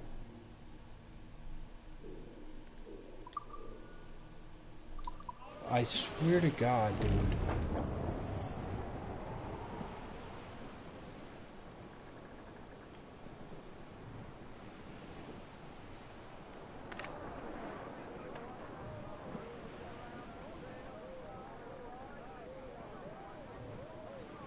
You're glitching.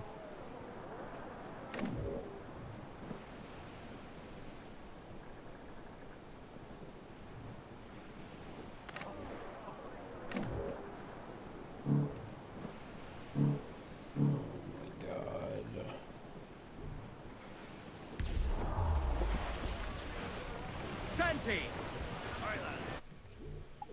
Yeah, go fuck yourself.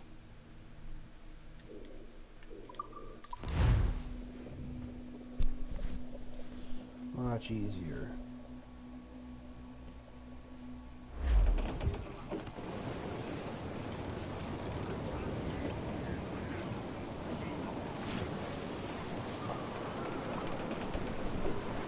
Clues down! Cancel!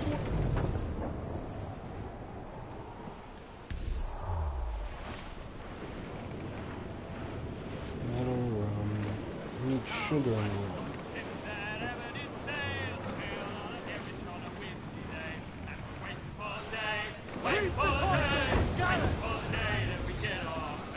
Proud on every inch of sail! Proud and toy, held together with pins and toy. And wait for the day, wait for the day, wait for the day that we get off. Nothing in the gap. Fire! She's weak as rabbit!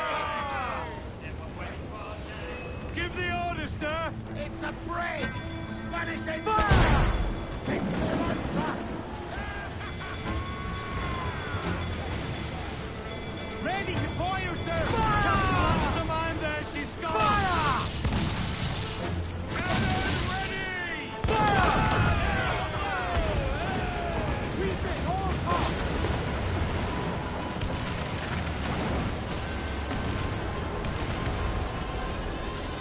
Put out your skull to piss in! Reel the lovers in!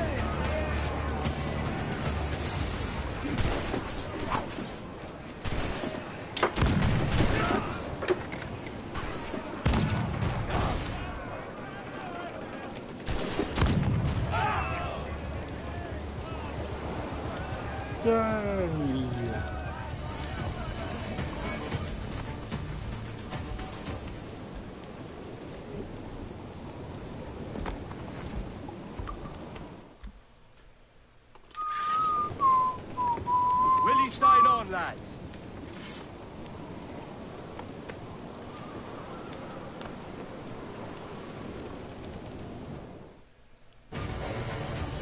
Get the mainsails into the wind! Yeah, you guys will. Ready to fire? We're ready, sir.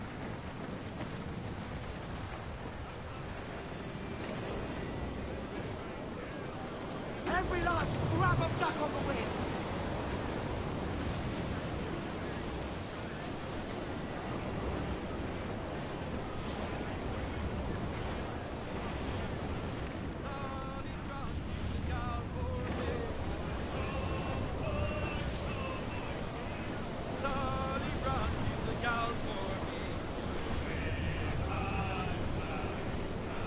Down to Trinidad to see Sally Brown, boys.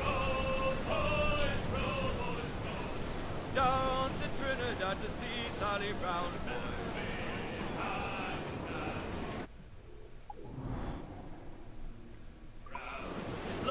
Wait. Oh, damn it. Lovely on the foreyard, she's lovely down below, boys. She's lovely 'cause she loves me, that's all I want to know.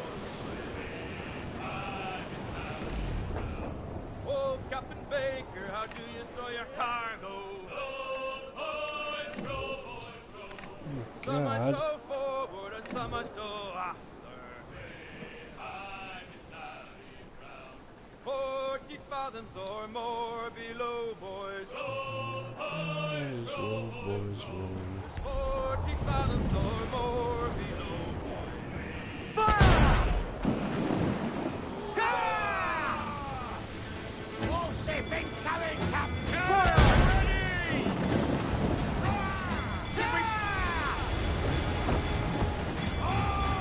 Reel them in, me truck!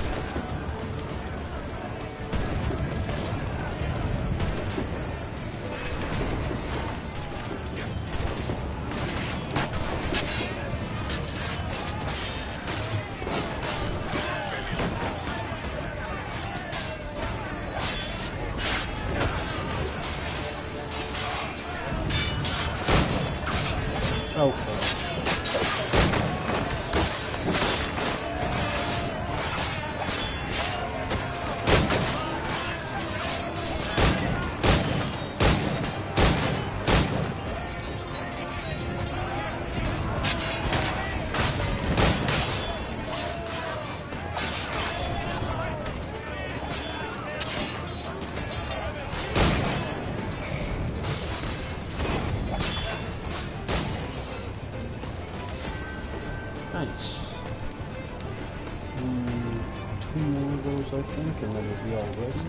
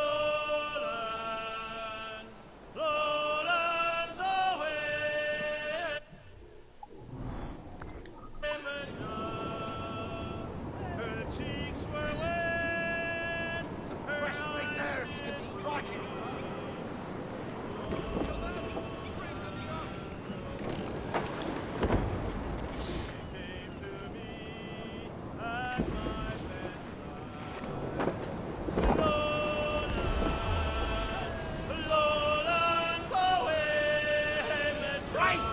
We're gonna hit him! Drag them to their doom!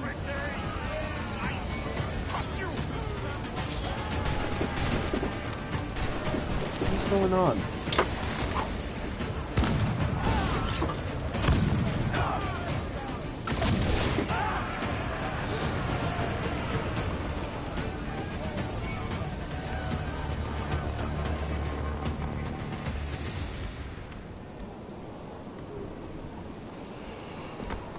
The water level. I could use some good men.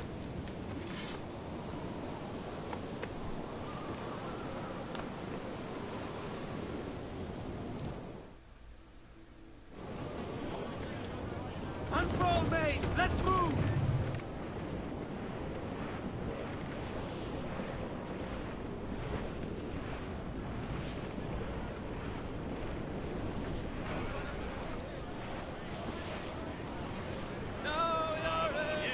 No, bro.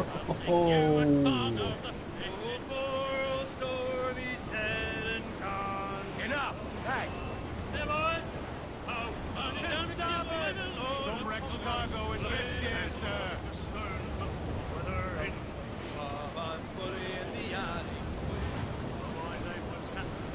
As I sail, as was ever in my farewell, and adieu to you, Spanish lady. Farewell, and to me, Johnny Foster, come rock. Whiskey is the life of man. Whiskey, oh, as I was going to job, you saw the market is fine. Starboard, cabin! Pass the way! Adrift in the road!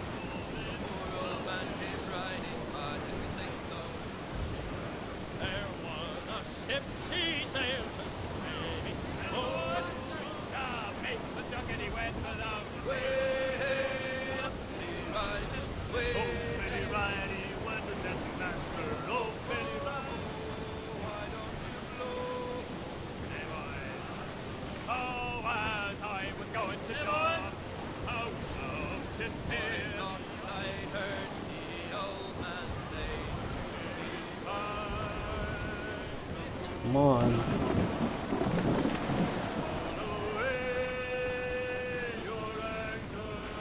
oh, Billy Riley was a dancing master. Oh, Billy Riley, oh, Billy Riley, oh, Billy Riley. Just give me the fuck up. Come on. Hey! Well, heave him up and away with Bob and Bully in the eye. Where am I to go? Down for me, boys. Row, boys, row, boys, row. Sonny Brown, look out for me. Down to Trinidad to see Sally Brown, boys. Row, boys, row, boys, row. Down to Trinidad to see Sally Brown, boys. Lovely on the foreyard, she's lovely down below, boys. Lovely 'cause she loves me, that's all I want to know.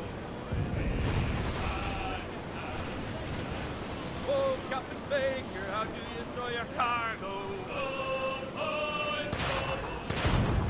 Some are so poor, some are so hot. Fire! That's where the most gets it! Fire! Awaken your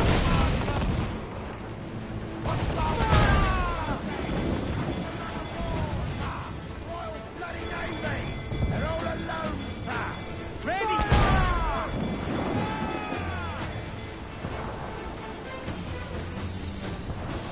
Ready!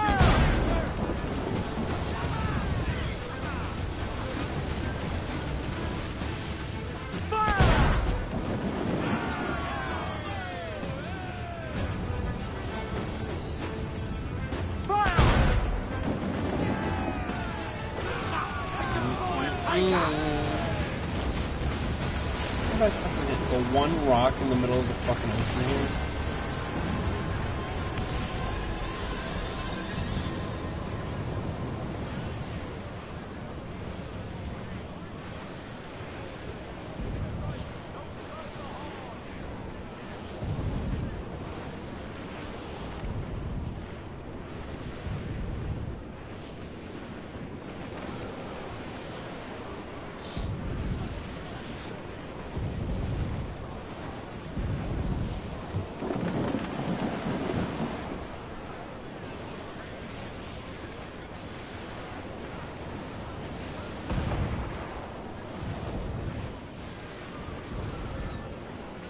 Now, steward, pull them down to hell, lads!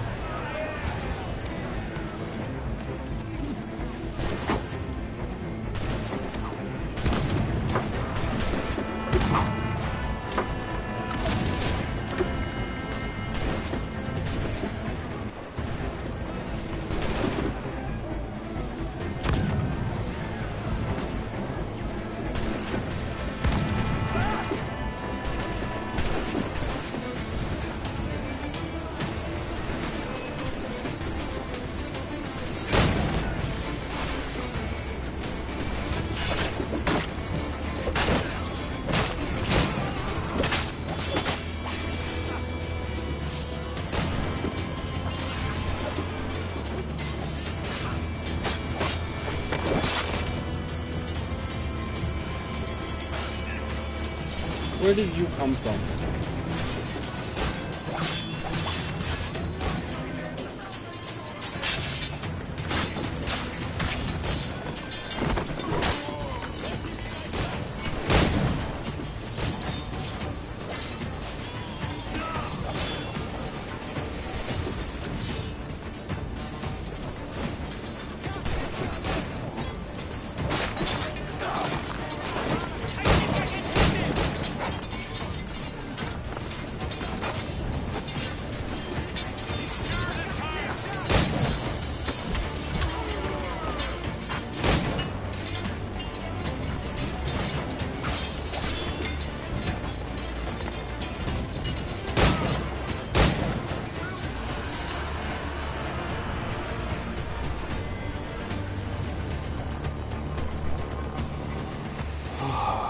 Nice.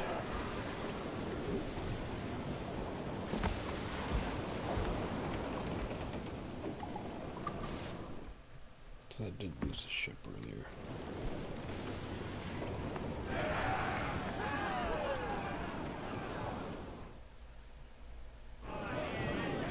Loose mainsails!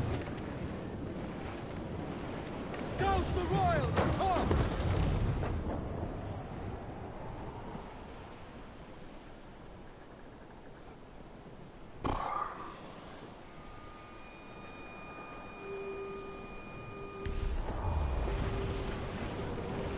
Please tell me what is this man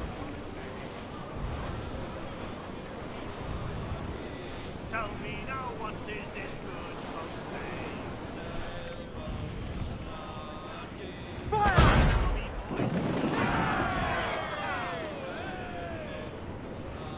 Ready to spit, sir! All safe incoming! Fire! As two exposed, take the shot! Fire!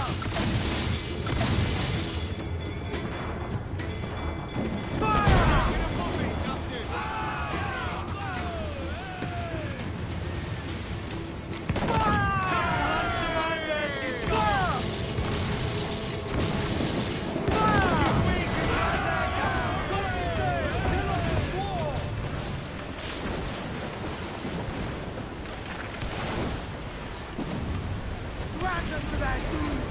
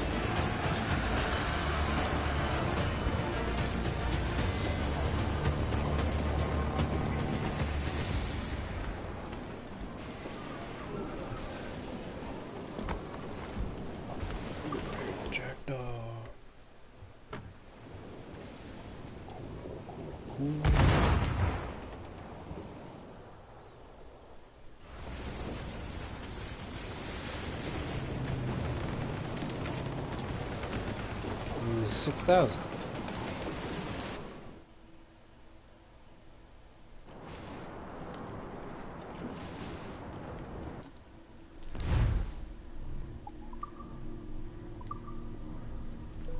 Oh, fucking A, perfect.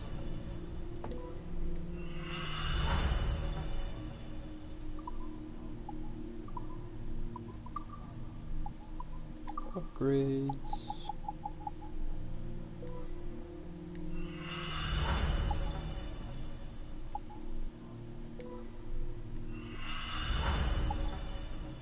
Last one being fire barrel storage. And the storage.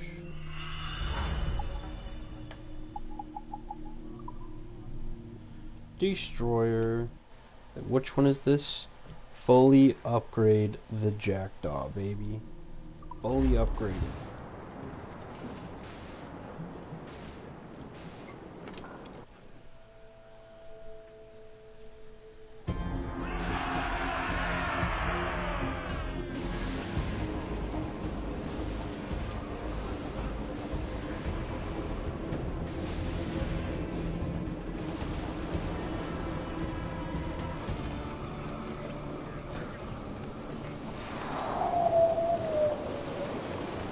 Look at them, they're gold now. Heck yeah.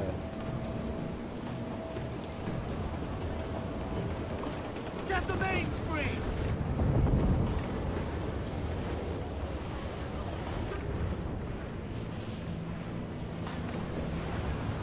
Well, I think I've beaten the game once I kill. So with that, I think I'll give it up right now. Anyway, thank y'all for joining. It was fun. See you later.